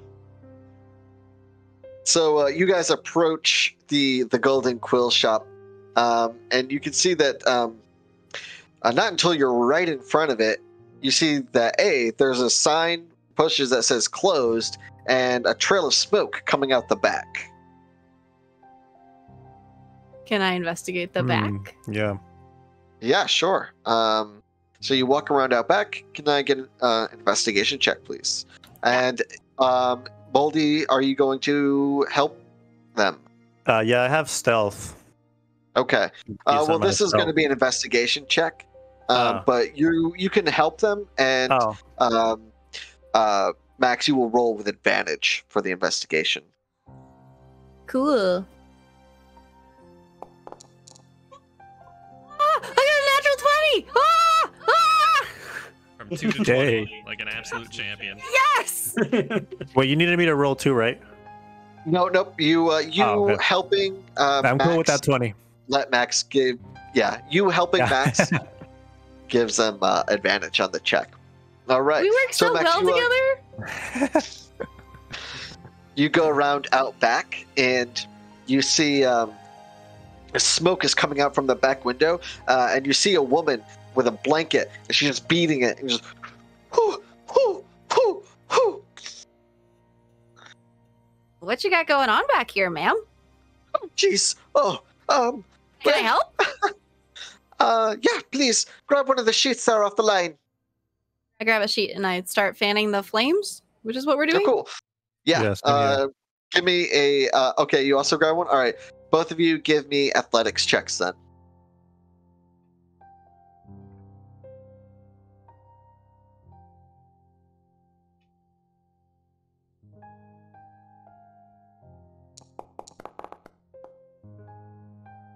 Keep rolling nines. I got an 8 total. Oh, it's a minus total. 1, so I guess 8. Okay, and she's looking at you guys like, oh dear lord, and eventually she stops and says, okay, I think that's enough for now. Oh, one of me magic items that went kaploof, and then smoke started billowing out everywhere. I think it was a smoke bomb pellet. I gotta stop ordering random items. No, that sounds great. Keep doing Anyways, I gotta get this. Oh, you say that, and then something like this happens.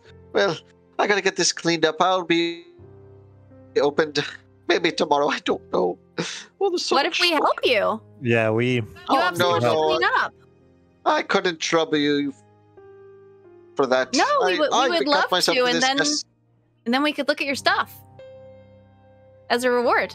Yes, we're keen on the shop and making some purchases. So we're here to lend a helping hand if it means browsing through the store. I'm going to be completely honest with you. If you're going out to an adventure, you're not going to find anything that's going to help you here. I really put an emphasis on oddities. I just spent an entire gold on all of the chalk in a shop, so you might be more helpful than that. You are an odd one, then. I could take a hand, but it is going to take me a while to get this place open. It might take me all day. Oh, I don't maybe know if not I have then. that kind of time. let's just do some like light cleaning, and then we can stop by next time.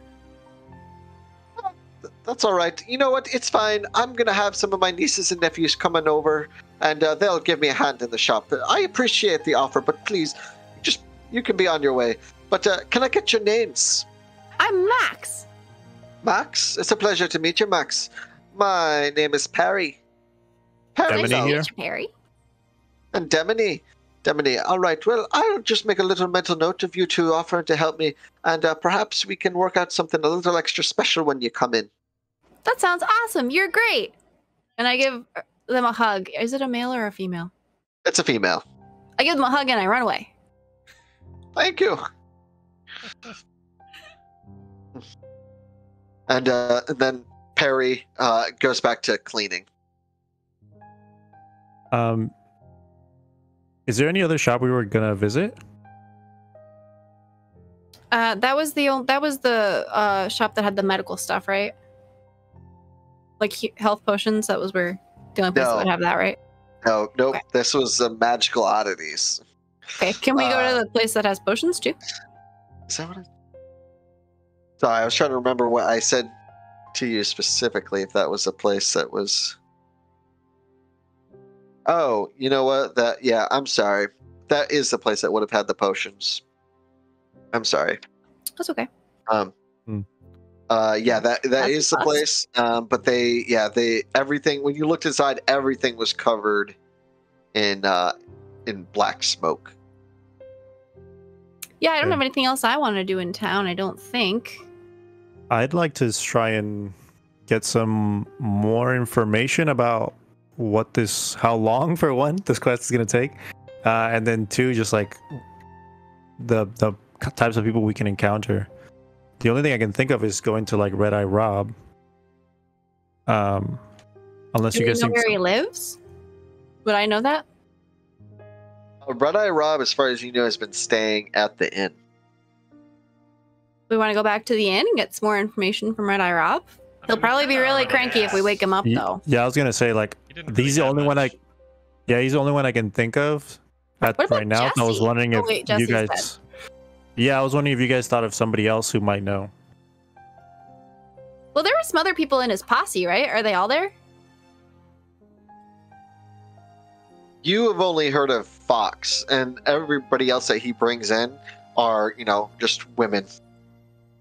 Fox is kind of dumb. I don't think he's going to give us any information. Well, we head to High Coast, correct? Is there anywhere in town we could go to possibly purchase horses to make this a little bit faster? Yes, there are. There is a I guess it's not a barn. What is it? A stable. There is a stable in the city where you can buy, sell, and trade new and used horses. How used Okay. are we talking? Yeah.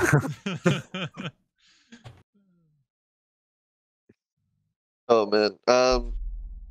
Yeah. So, do you guys want to head over there? Max, Flourish your cape and and take us. Well, now that you told me to, I kind of don't want to, and I like frump towards the stables. Okay. All right. So yeah, you guys. At this point, you guys are about midday.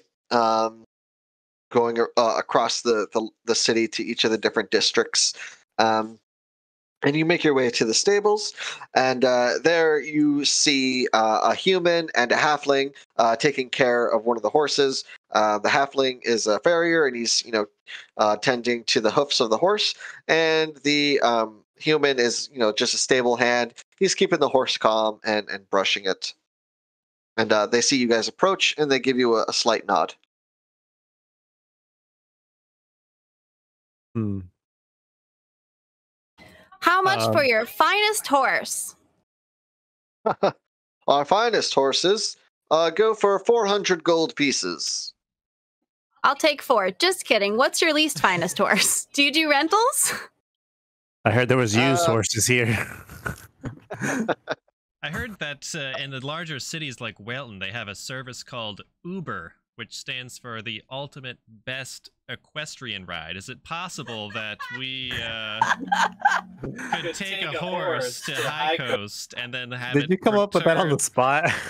That was really, really good. Yeah.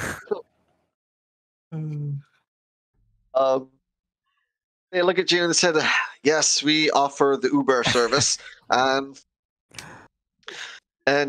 you have to bring the horse back in good standing, with fully fed, and making sure that the shoes are still intact."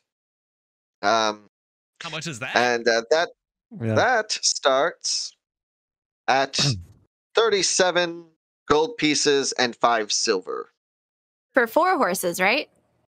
for one horse. Fuck. I think Looks Might be like we're placed. going to be hoofing it. Am I right? It's a I'm big city not right gonna now. buy a horse. I just got 40 gold from punching a Oh. Well, senseless orc in the That's face. the rental. That's the rental for the horse. To actually purchase the horse outright is 75 gold pieces. And is that the per day rate, or is that the for as long as we want it rate? 37 and a half is when you return it. But there is a time limit of 10 days. Inflation in Whalton is just ridiculous. 37 for an Uber? Wait, so we pay the coin on return? No, that would be up front. Oh. Can we do half right now and half later? No? Get a persuasion check, please.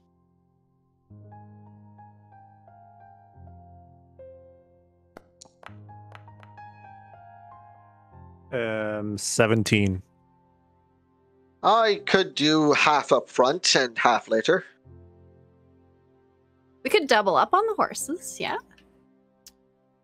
I too big for one for people, maybe. Oh yeah, that's right. Maybe we can get away with 3 horses. Yeah, Four Frosty at horses least back. pick one. Me and Demony can sit on one. Yeah. I'm just gonna straight up Money purchase a isn't- horse. If money is an issue for you guys, we do have donkeys and mules for 8 gold pieces. Can donkey hold me? Technically yes, but you're much too tall.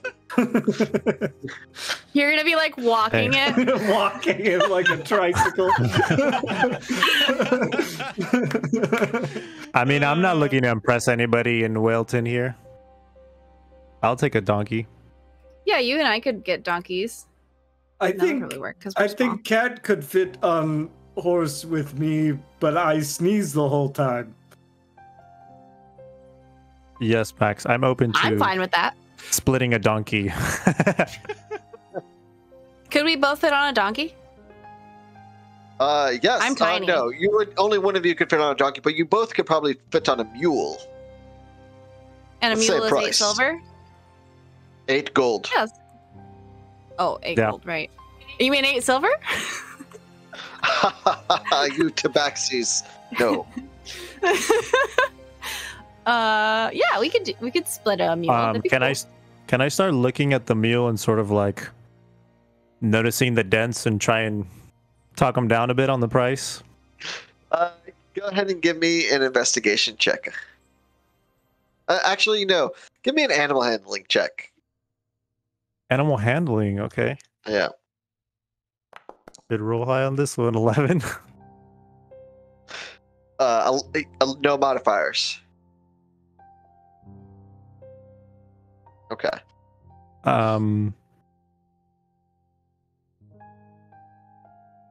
Yeah, he's got Yeah, a plus right. It's 0. based off your wisdom, so it's a +0. Okay.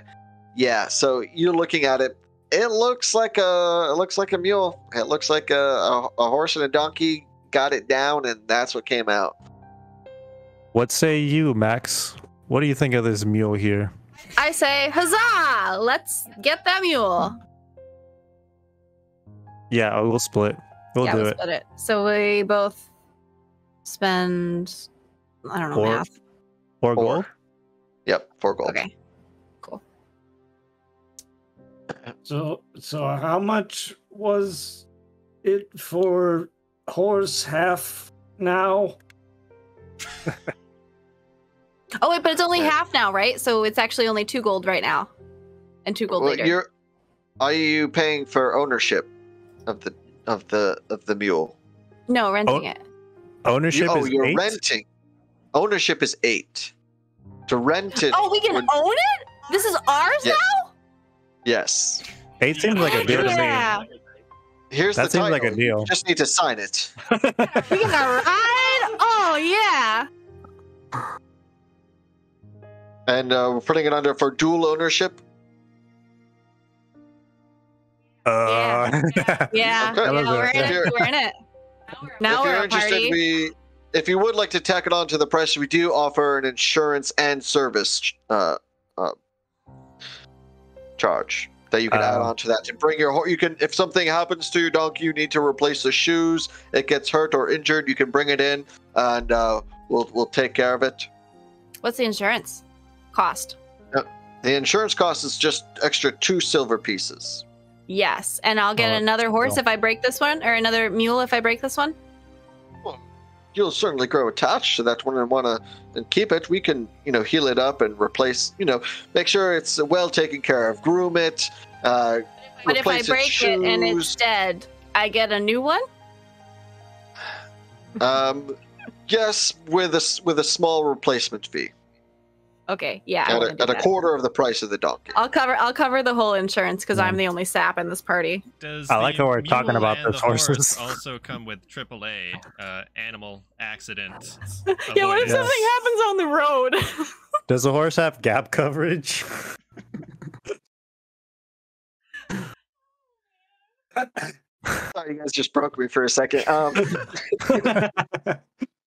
Unfortunately, we do not yet have the means of roadside assistance, but we are in the works of trying to get something out. We're just working on, trying to get a membership deal with the High Coast, but they're a stubborn lot.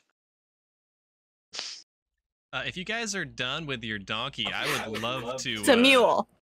I'm sorry, a mule. If you're done with your mule, I would love to just outright purchase a horse for 75 gold. All right, we can certainly do that for you today. And would you like to sign up for the insurance on that? What do I get with the insurance again? If your horses, if your horse should perish or become injured beyond repair, we will replace your horse at a quarter of the price of the original price. So for 25 gold pieces, you'll get a new horse, and with your current horse, we will give you free services of grooming and horseshoes. All for let's see, the insurance cost for a riding horse, that is going to be 5 silver pieces. Oh, sure, yeah. I'll tack that on for 5 silver. That's a steal. All right, excellent. Yes, we're trying to get it around, so tell people about it. Grumpy, when you're just buying it outright, not even looking at the I'm not main. gonna You don't read even the wanna do, fine like, a- print. Do you want me to look at it for you? I'm pretty Yeah. good with animals. No, I'm pretty frugal with my money, and by frugal I mean the opposite of frugal. So, 1 horse, please. All right, and they bring out to you. How would you like your horse to look? I'm thinking, probably like if you have something in black, that would be ideal. Maybe some decals on the rear. Stripes. Yeah, sure, of course. Maybe a yeah, pinstripe so, on the nose. Yeah, in white.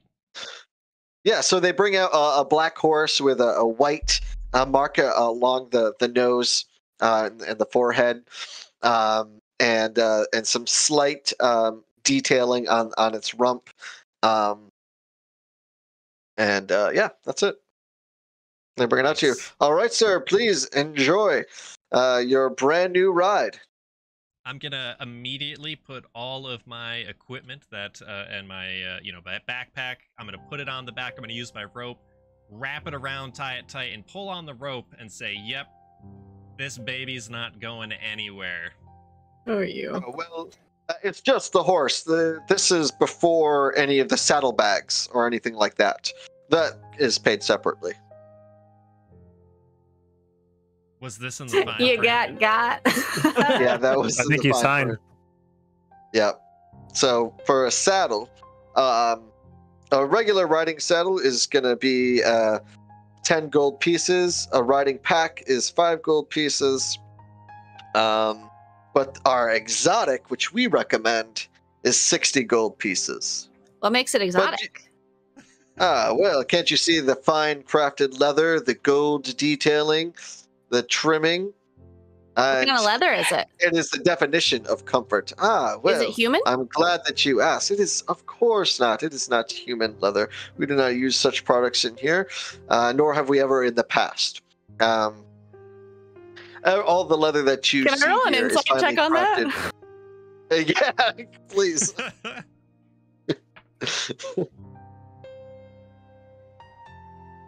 That was actually really good. That was a 6. What was the total? That was an 18. Sorry, I didn't realize I wasn't hitting my 18. push to talk. Yeah, when he said that, it looks like he said that because he was legally obligated to mention it. Yeah, that makes sense. Okay, moving on. Yeah, but all the leather that we use is owl bear leather, the toughest leather that you can find. But they're owl bears. Owl bears. Ferocious beasts and hide as hard as hell. All right, And that's also what makes it Can exotic. I attempt to roll or go up and just take a saddle and just casually walk it over to my horse and start to strap it on? As he's doing that, can I try to negotiate? He just bought this horse. I mean, shouldn't you throw it in for free? Don't you usually do that? Yeah, they fill your car up at least. Okay, so That doesn't even make any sense. Should I get a bag of oats? all right, so Yeah, bag of oats. all right, so you're going for more of a distraction as opposed to actually trying to negotiate the price, Max. I think I'm doing both. Okay. All right. Give me a performance check then. And Blamponius, I'm going to need a stealth with disadvantage. And just so you know, they are kind of standing right there by the horse. That was an 11. Well, that's a 2, so I doubt I need to roll the second time, but let's find Didn't out. you buy insurance with this too? Oh, 3! Yep. Yeah, you're gonna have some awkward negotiations Yeah. from here on out. All right. So, yeah, unfortunately, you're kind of trying to get in his face and talk, and he's just like, hold on. Sir, is that the saddle that you would like to purchase for your horse? I don't know if purchase is the correct word. I like nudge him kinda, and I'm like, bruh. How much was the normal saddle again? Your standard saddle is, well, a pack saddle is 5 gold pieces. It's very uncomfortable and That's has fine. a few Let's pockets. do that. Surely Alright. for 5 gold pieces after just spending 75. I think this can be thrown in You to the package. barbarians. Yeah, and I like kind of with my tiny frame, I like beef myself up so I look scary, and I'm like, yeah. Well, it has certainly been a pleasure doing business with all of you today, and we're looking forward to your next visit. Uh, Yeah, that I- never works. Yeah, Mo, I don't want to make this insurance awkward. I still don't have That's right. ride. Oh, okay. What?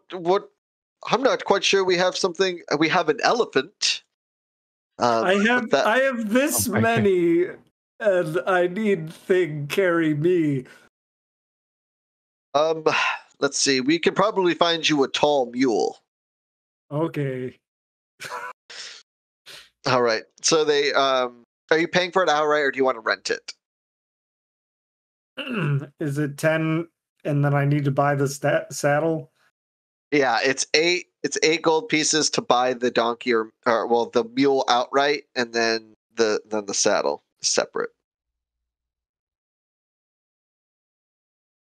All right, I'll rent and then buy a saddle, I guess. Okay. So you'll purchase a saddle, the regular pack saddle, for 5 gold pieces, and you'll rent the mule for 4 gold pieces. Wait, the rental doesn't come with something to sit on? No. Okay, then I need to buy one too. Wait, Okay. we can ride saddleless. This is a 10-day trip, my friend. We may not want to do that. My total, sir. Is it's 10 days even on horse? I don't know, honestly. It would be a lot quicker on horse. Yeah. I mean, how much is a saddle? Saddle's 5 gold pieces. For my own comfort, Wait. I will pay the 5 gold. If we need it, we need it. I'll No, it's all right. I got it. I got you. This time. Next time you buy me a drink. I'll look out for you Of in milk, battle. because I don't drink. So 5 gold. All right. Okay, so yeah, you guys have bought your saddles, you bought your rides, and you guys are ready to go off. And as you guys are leading your steeds away from the stables, the halfling and the human give each other a nice high five. So what else would you guys like to do next?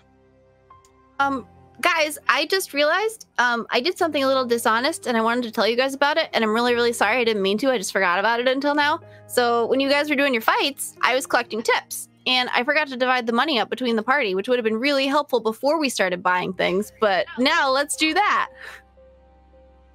So I think everybody should get 3 silver and 8 copper. Because I got 1 gold piece and 5 silver, and it's 4 people. And for your guys' gold and items and stuff like that, upload them to D&D Beyond. Just update everything on your D&D Beyond sheet, because I can always just upload it to the Foundry sheet for myself. But I think we'll be defaulting to the D&D Beyond sheets. Okay. So everybody add 3 silver and 8 copper for the stuff that I collected. I am not aware of anything that anybody else collected, so we're not dividing that up right now. What was my total for renting the tall mule? 4 let's see, 4 plus 5, 9. 9 gold? Yep. Okay. The exceedingly tall mule. Yeah. You're not quite sure if it's actually a mule or not. What's the opposite of the runt of the litter? A freak? There you go. Yeah, I made money at the tavern too, but I'm clutching it like to No, my you chest. don't. Just don't tell us. It's fine. We don't know. I know that's a. Okay. All right. So is everybody ready to go looking for the caravan? Yeah, I say I think so. Yeah. we move on out. Alright, Yeah. cool. As we're like leaving the Alright, cool. town, can I Alright. just like keep an open perception for anything that kind of piques my interest for conversation or gossip? In the town? Yeah, just as we're walking out, just on the way. Sure. Yeah. All right. So when you all have your gear packed up and are ready to leave, you take your first steps out the door and into the city street. When you take your first steps of adventure with the city gates behind you and the open road ahead. The Iron Road is the main road that travels from High Coast to Whalton. Its path has shared the steps of 1,000 lifetimes. It is a trusted road, but that doesn't necessarily mean a safe one. With the royal court sending out fewer and fewer patrol campaigns to travel the safe roads, fewer patrol campaigns to travel the safe roads, bandits and monsters attacks have become incredibly frequent. Though knowing the danger ahead, you can't help but feel a tinge of optimism with your new friends beside you and purpose with a gold at the end of its rainbow. And Max, can I get a perception check for listening You sure to can. rumors as you leave the city?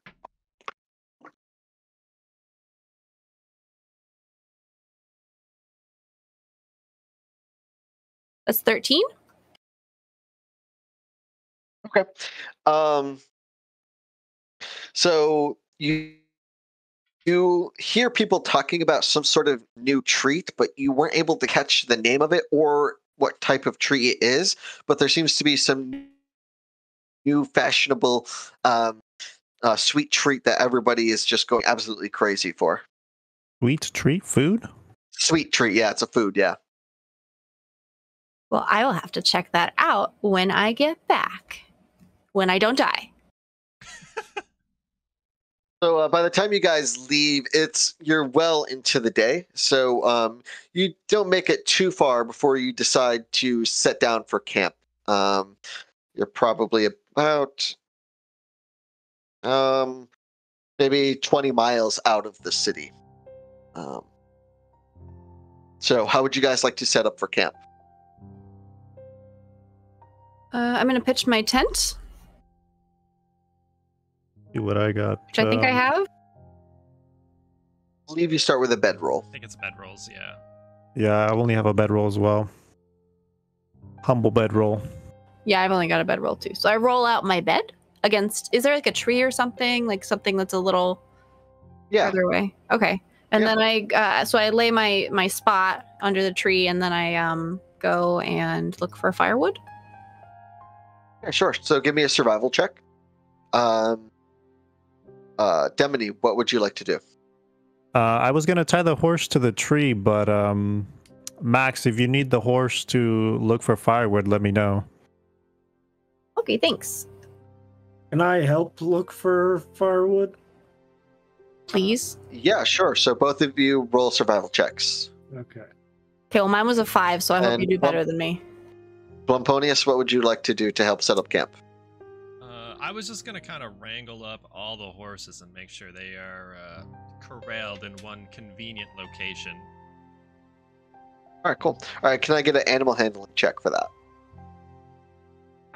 13 for me for survival. Okay. Yeah, but yep. Go ahead, Blamponius. 14 for animal hand. Okay. All right. So Frosty and Max, you guys gather enough firewood to last you for the evening. Demony, you give a hand to Blamponius in rallying up the horses and making sure that they're safe, and you tie them to a tree that's very close, so you within earshot of them. And you guys set up a successful camp. Would you guys like to sleep all at once, or would you like to set up shifts? I could take first watch. How many watches do we have to take? Like, can we double up on watches, or? That's up to you guys. You can do watches however you want. I'll assist. Oh, just kidding. Go ahead, Nate. Frosty. I afraid of fall asleep standing, so watch by myself, not good idea. Okay, so we can be doubling I'll up. help with the watch that Blumponius is doing. And then we'll wake you guys up next. Yes, me and Frosty. You can Alright, cool. entertain with tune. Yes, I'll No, I'm gonna. I need to sleep, Play guys. Don't an play intense music. tune. No.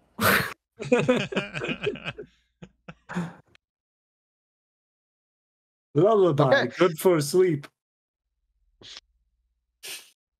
All right. So with that, you guys set up your bedrolls and you get the fire going, and you each have a bit of fireside chat for a little while before Frosty and Demony go off to sleep, and Blumponius and Max, you begin your watch. Can I get perception checks from each of you? Yeah.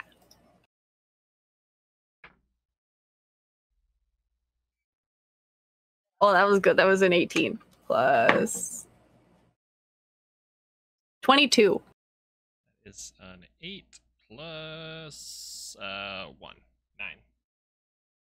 Cool. So yeah, between the two of you, you're able to keep a successful watch.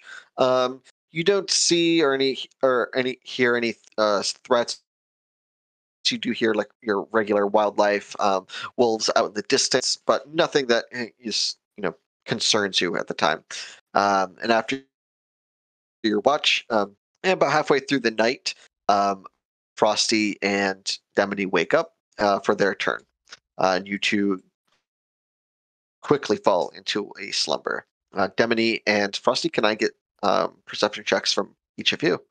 Okay, can I be like perched up on a tree? While Yeah, I'm awake? sure. Sure.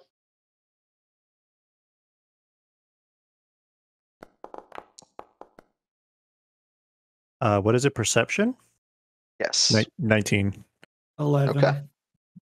11. Okay, yeah. So with both of those checks, you're able to keep watch successfully and be alert and aware of any dangers.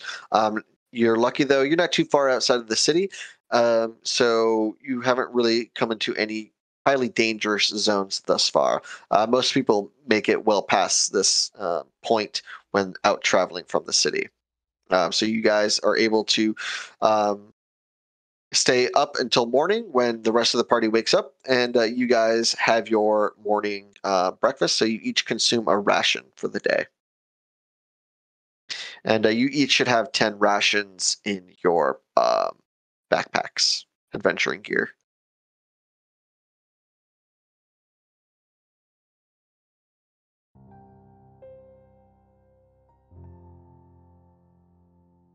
And rations now, like after having had that other one? Okay. Yeah, just consume one ration for today. It just So and we then should have it's 9. you just you should have 9. Yep.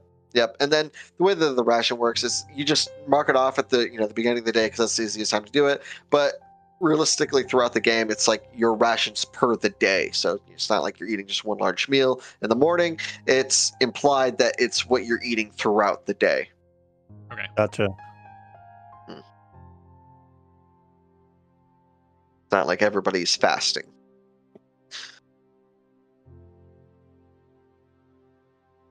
Mighty fine morning, gang. Yes. Yeah, I'm glad we got up so early. I want to know more about our little pointy ear music man. Like what? I let my music do much of my talking, Frosty. If you would like, my music can speak. Okay. Any music man is friend to people of forest.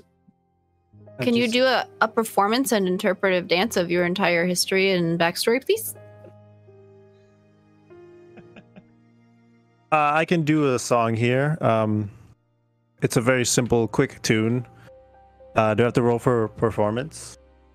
No, you don't have to roll for a performance here. You can describe it how you would like. Your party members are not judgmental. Okay, so the song goes. What is the name of the town we were in? Welton. Welton. Yeah, the song goes. Demony has made his way to Welton in search of wealth. He is a selfish man, but he wears it with pride. Much like a mercenary, he's always on the lookout for the next cash grab.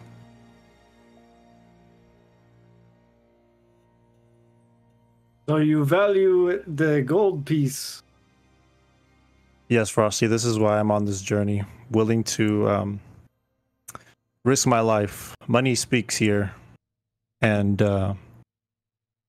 it can get me places that I would like to go to. What kind of places do you want to go? Well, there's a lot of people with riches who are able to travel far and wide, and I'd like to take my music to those places as a wealthy man. That sounds like a really great goal. And I'm sure we'll get there in this one quest, and you'll make so much money, you won't even know what to do with it. Yes, it's the first step on that journey. What about you here, Frosty? What motivates you to finish this quest here? I get important quest from Great Tree to find what slay my brother. Ah, so revenge. I don't know what I do with him. I just must know who it is. I see. What about you, Max? Well, it's time to go. All right. I don't know. I'm just trying to, survive. Trying to make friends. I have had some bad things happen, and I just value friendship now. So that's why I'm here. Well, you had a lot of friends in the tavern. It seems like. Why? I didn't have Why friends risk who your could life? protect me in the tavern. I need friends who can keep me safe. Life Big be Chris. man. Yeah. Running away from anything by any chance? Why the need for protection? I wouldn't say I'm really running away. I'm running towards a brighter future. Blumpy one. Blump. What about you? It's a little too soon to reveal my personal history to you guys, I think. Always guarded that one. Yeah, well, I guess we should head on our way then. Yeah, let's All right. get out. After a successful night, you hit the road as the sun slowly climbs over the horizon. You march to the tune of Demony's drum until the sun has passed its zenith and begins its descent. You can make something out ahead of the road. Can I get a perception check from each of you?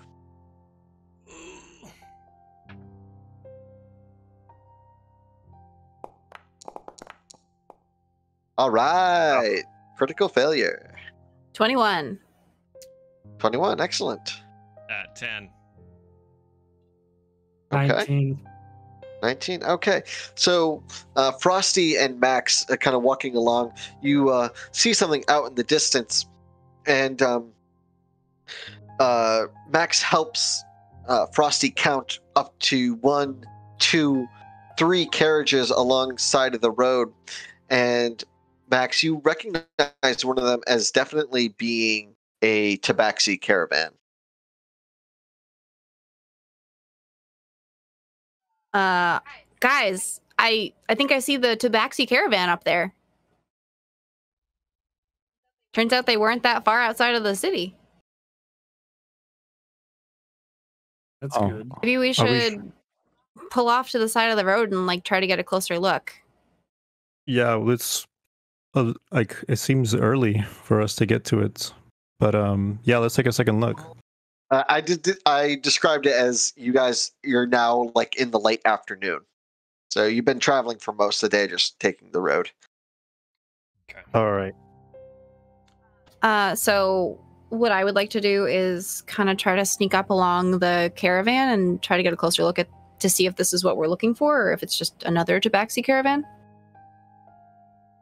Yeah, sure. So go up to it. Give me an investigation check. And would anybody like to assist Max? Now with investigation. Investigation. I think intelligence was everybody's dump stat in this. Yeah. Well, strength was mine, but Could I assist with the investigation? And is this like a tree up here to the right? Or like bushes? Yeah, it's a tree. Yep. Can I do it from up there? No, not helping with investigation. No. Investigation is up close and really looking at something in detail. If Okay. you wanted to do something from like up in a tree, that would be more of a perception check. Okay, then yeah, I'll go ahead and do it over there. Are we Okay, rolling so you're gonna separate do a or with perception check? advantage? He's going to do a perception check from the tree, so you're going to roll investigation, just a normal roll. Wait, I can't do the investigation from next to Max as well? Oh, okay. I'm sorry, I misunderstood. If you want to assist Max with the investigation, then yeah, you can go up there, and Max, you can roll with advantage. Yep. Okay. That's good because I rolled really bad the first time. Blumponius and Frosty, what would you guys like to do? I'd like to see if I can find a spot to secure the horses and just kind of. It's a 13. While they're, investigating what's going on, I just kind of like to keep a little bit of a lookout. All right, cool. All right, so yeah, you'll head over to this tree over here and tie up the horses to it. And can I get a perception check? 14. Okay, and what's your passive perception? That's going to be 10 plus your perception modifier. 11. 11. Okay. Frosty, what are you doing?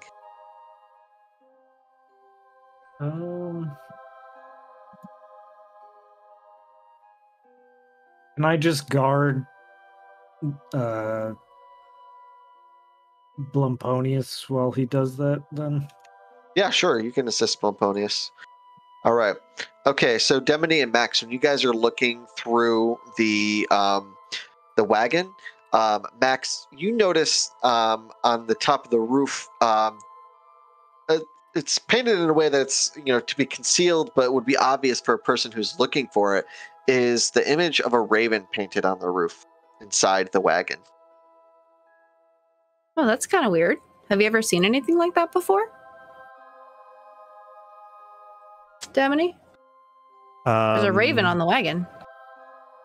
Yes, I have. It happens to be the same raven on this coin of mine here. Oh, that's shiny. Can I see? Yeah. And I inspect it. That's really weird. There's like a skull on the back. What's that about? Yeah, this seems like what I know most is about the raven.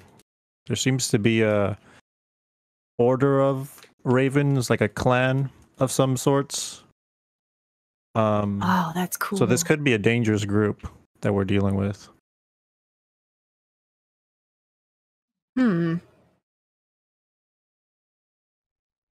Is there anything else in the caravan that we can see?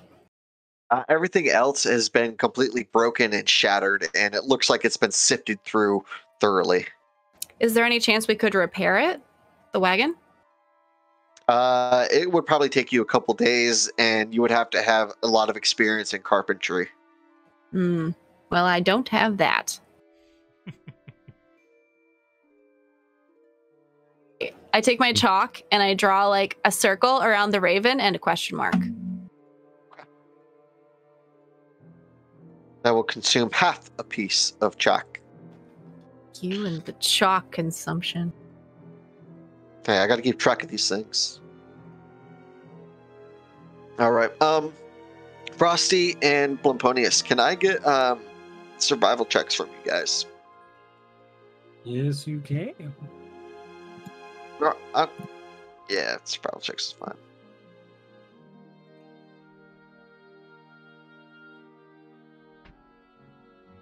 Nine. 16. Okay. Blamponius, as you're kind of looking about, something catches your eye. You see an odd track coming from the road and running into the woods. A bipedal creature with 3 toes.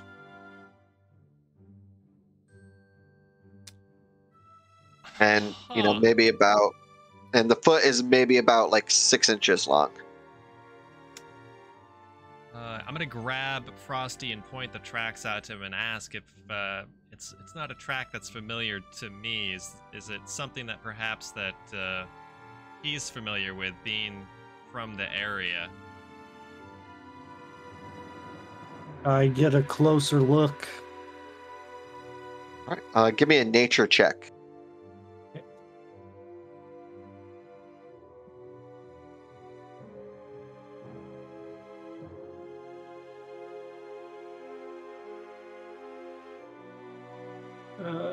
That is an 11. Okay. You can't quite make it out because the track is a little old. But you can definitely tell that it's from possibly like a small creature like a goblin or a kobold, or if you're in a swampy area, a grun. But it's or a bullywug. It's something small that lives in the forests. Is small creature could be hostile. Don't know.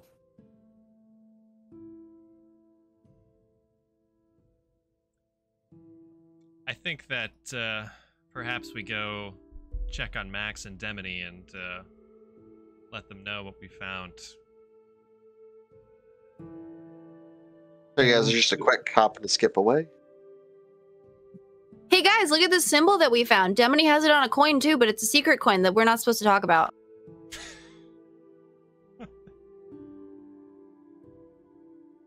Oh wait.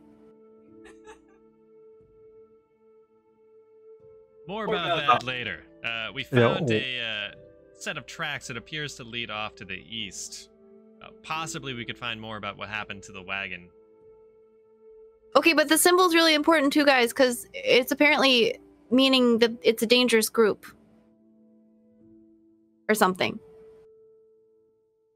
Do we think the two creatures or this group and those tracks are involved, the same, intertwined?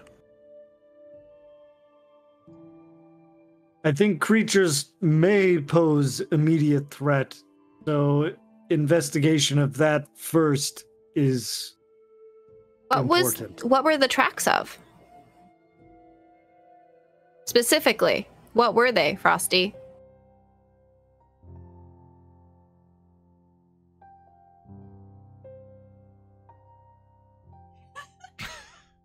Gotta look at the notes. Anytime now. Frosty. We might need a Nate's muted. Hello. Oh, is he muted? I think his cat might have jumped on his computer. Ooh, that's rough. Well, while he's fixing that, I'll answer for him and say he was unsure of what specific creature was. He knows that it's a small creature in the family akin to like a goblin, kobold, bullywug, grun, that kind of thing. So a small, primitive race. Did they look pretty fresh? It would like it was maybe a day or two old. Oh, actually, yeah. About maybe 2 days. Well, something that was here 2 days ago probably isn't going to bother us. Do you see any fresh tracks anywhere? Well, if the wagons were attacked approximately 2 days ago, goblins and kobolds have a tendency to steal stuff, and we are after Rob's crates after all, which I haven't seen them here yet. So it's possible that something carried them off. That's true. Yeah. I think it's worth investigating. 2 days isn't... If it's on foot, I don't know how far they could have gone, but... I mean, we're on horse. If I investigate those tracks a little closer, is there... Oh, Nate's gone. If I investigate those tracks a little closer, is there, like, any indication of the direction that they were going in? That's the success of the roll, so go ahead and give me an investigation. Okay.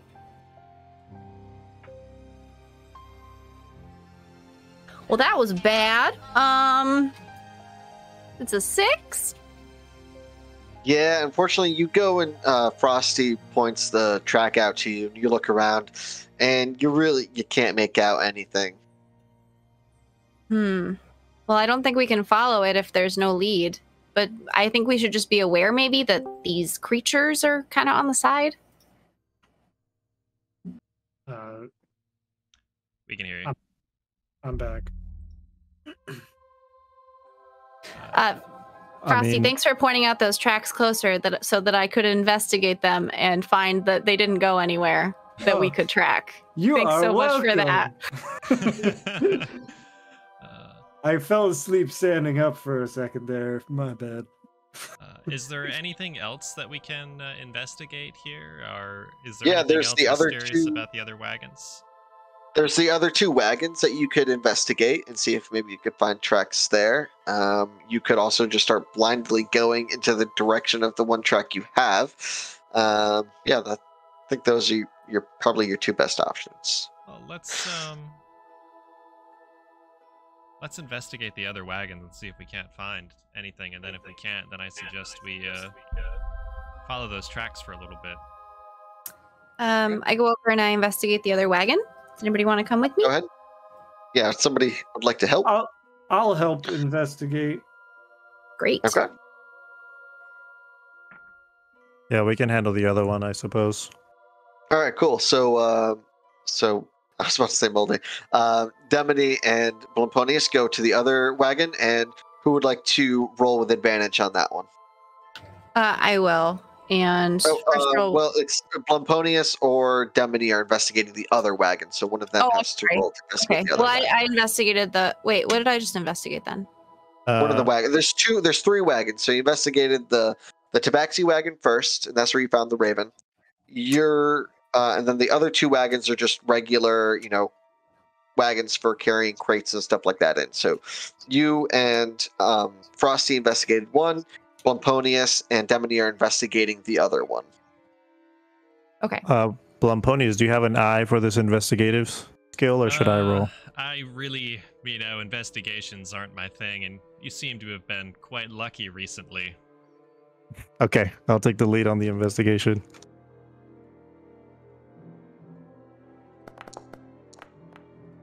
Ooh, there we go. 20?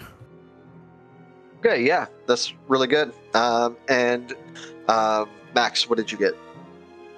I got a 17, but do I get to roll twice because Frosty's with me? Okay. Roll twice and take the higher of the 2. Yep. And then it's 17. 17. Okay. And Demony, did you do the same thing? Did you roll twice and take the higher of the 2? I only rolled 1 time, so I can roll again. Yep, roll again, please.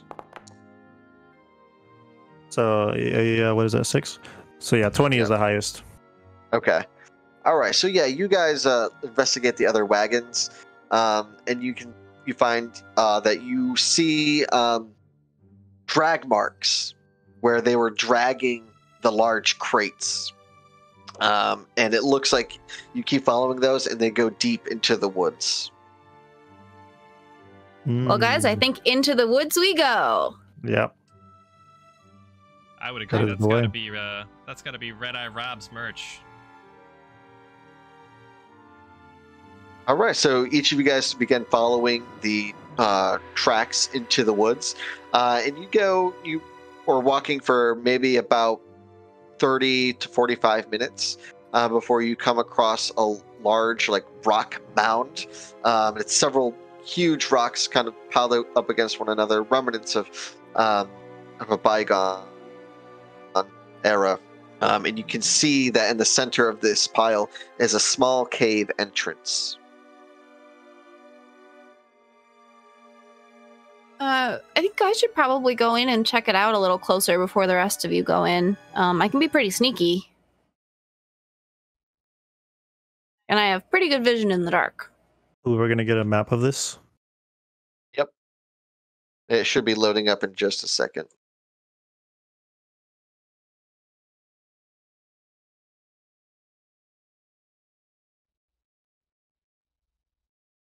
Does disguise itself, the spell, do I basically have to be disguised as like another human-like thing? There are limitations on it. I believe you can look like any race that you want, though, as long as it's like another humanoid race. Gotcha. Okay.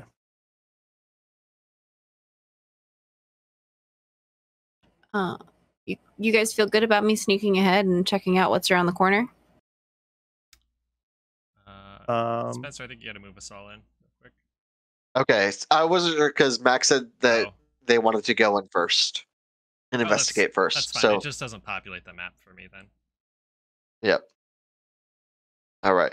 Okay, so Max, are you going in? Are you going back and asking them to come in with you?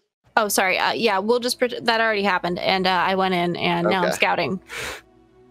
Okay. All right. So you guys are all in there. Okay. So yes, I would like to scout ahead. Okay. So go ahead and use. Go ahead and just use your 30 feet of movement, and we'll do it. That bit by bit like that. I jumped in a.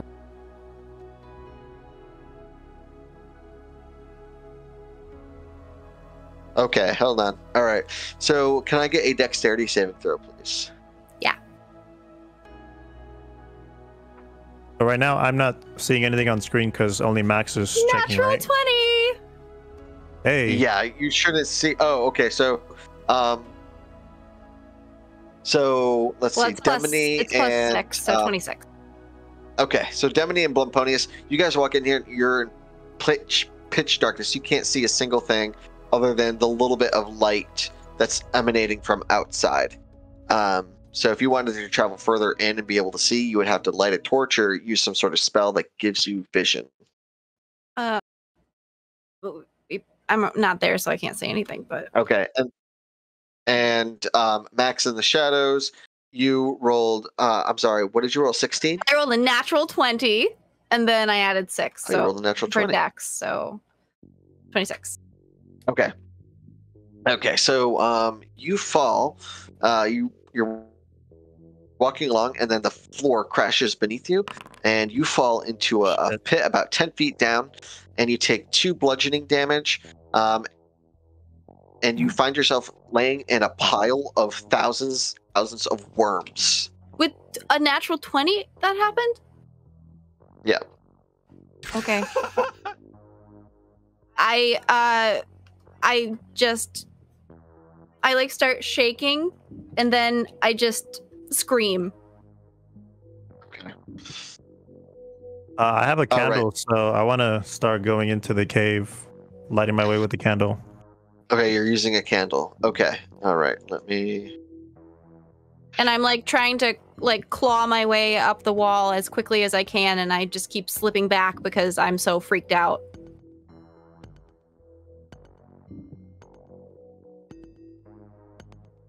But I would like to use my 20 feet of climbing to get out of the hole. All right, yeah, you use your 20 feet of climbing to get out of the hole. And you guys each hear Max screaming from deep inside the cave. Oh, and I just lay against the wall and I hyperventilate. Okay. All right. And okay, and Blamponius, what are you doing for your vision? I'm gonna light a torch. Okay.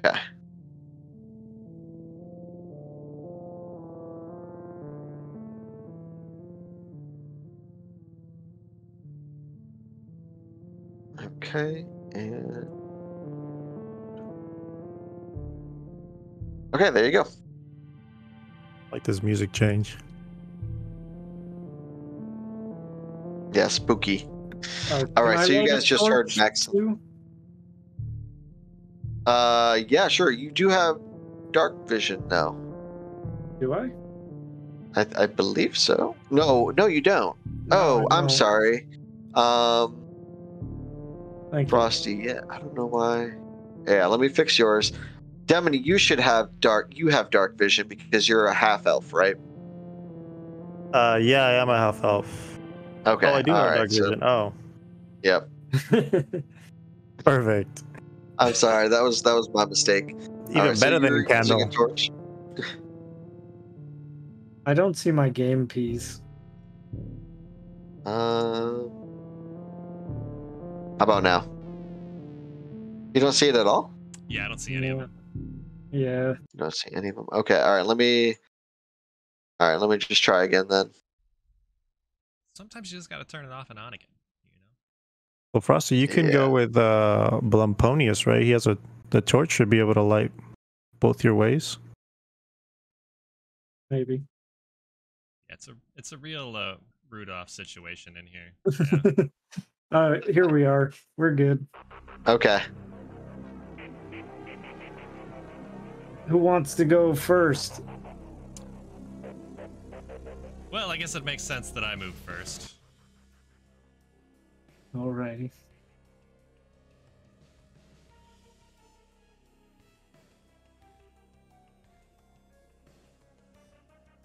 I'm gonna take this slow and move 25. What?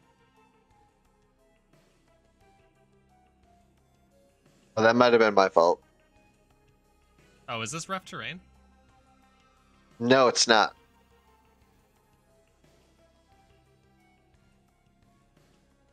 All right, so Blamponius and Frosty, you both have torches lit.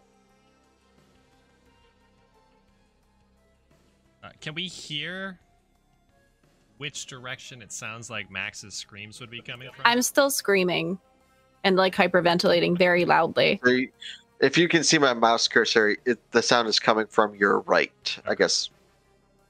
Straight ahead from where your character is currently facing. I had 5 more points. I'll take that 5 points. Okay.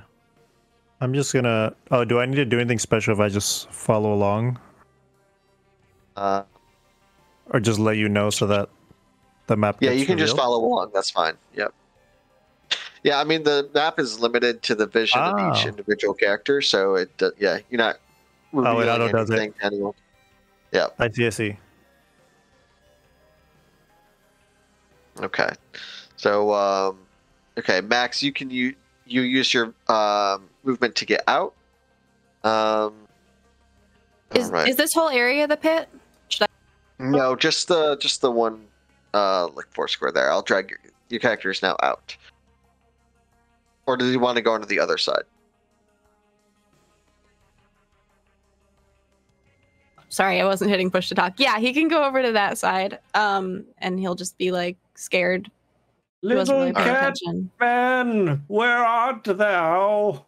I'm over here. There's a pit with worms. It looks like there might be more than one direction to go into too. True. Can we just Follow the sound of my voice. Can we free move right now, or? Yeah, you guys can free move. That's fine. Yep. Okay. It is 11:30. Do you guys want to keep running the session? That's a good question. Secret, up to you, my dude. How long do you want to go? Because I know you probably do. You normally stream right around now? Yeah, I do. So, I mean, I'm okay going for like another half hour or so. What do you guys think? Do you want to call it here, or do you want to keep going? I feel like if we keep going, we'll. Yeah, I would say you guys are in a pretty good stopping point. All right. Okay. Yeah, I'm good to end here. Let's. We're yeah, in a then, cave. Yeah, we're Suspense. Dun dun dun. Caves. I'm cool with. Max is separated. I'm cool with stopping right here. Then that's Snatched from the shadows. Max is off in the shadows somewhere. Right. Yeah, this is your you guys domain. are in the cave. You followed the tracks of the crate leading you here. You guys almost immediately got separated when Max darted ahead and landed himself in a pit full of worms. And the rest of the party came after him to save him, but are stumbling as they find themselves surrounded in complete and total darkness. Only on Amazon Music. Okay.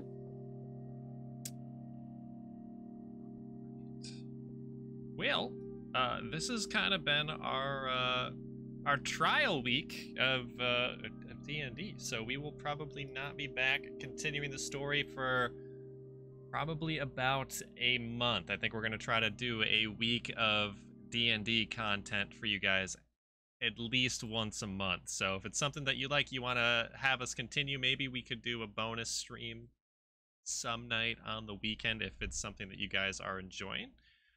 But yeah, let us know for sure. I definitely have been having a lot of fun with this. I don't know about you guys, but it's been quite enjoyable so far for me. I'm loving it. I always loved it. If chat wants to say anything, now's your time. We'll we can talk to you guys now. Yeah. We can talk while we close out here.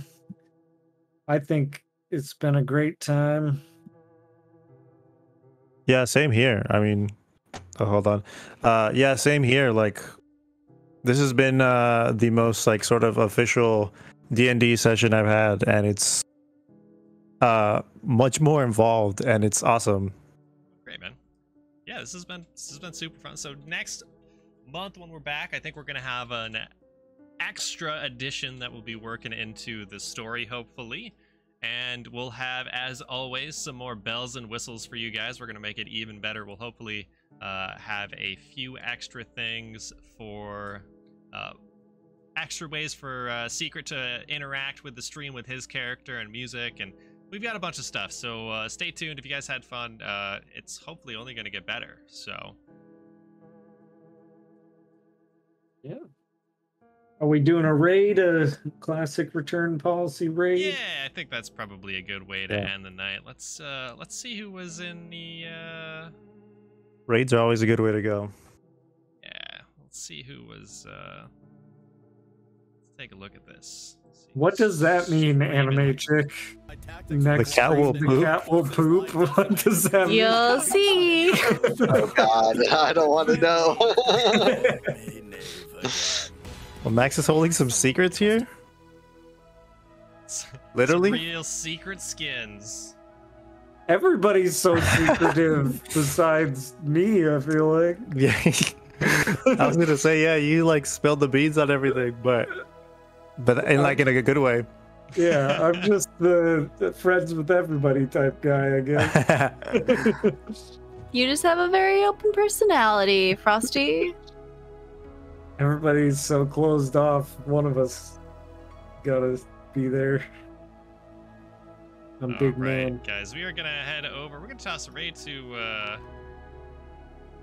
Keen Kitchen. They are apparently chefs, and they do some D&D content. So we're gonna do a quick shout out. Remember, if you guys haven't done a raid with us before, it's Be Kind Rewind is our raid call. And if Andrew has a Twitch coming in with the crabs at the last second, Andrew, just saying GG. Thanks for the new song. It was pretty great. We liked it. Everybody seemed to enjoy it. It was not familiar to anybody. Nobody had any clue what was going on with that. So, but yeah. We'll see you guys over in Keen Kitchen. We'll be hanging out there for a little bit. Thanks so much for coming in. I know this isn't a normal time that we stream. We will be back with more Secret Skin, more Anime Chick, more 9th level Fireball next month. Take it sleazy. Final words. Say them now. Thank you to all the aliens and reptilians from Secret Skin who came through. Yeah, you guys are awesome. I saw some butt kisses. I saw, you know, some other people. Hey, there's the butt kiss right there. Hey, there it is. Shout out to C-Bar. Lil Seki's here Lil too. Seki. We'll see you guys next time. Thanks so much. We'll be back for our Kuro collab on Tuesday, so don't miss it. Shit! Yeah. Oh, we gotta go. We got 3 seconds. Love you guys. Bye. Bye. Bye.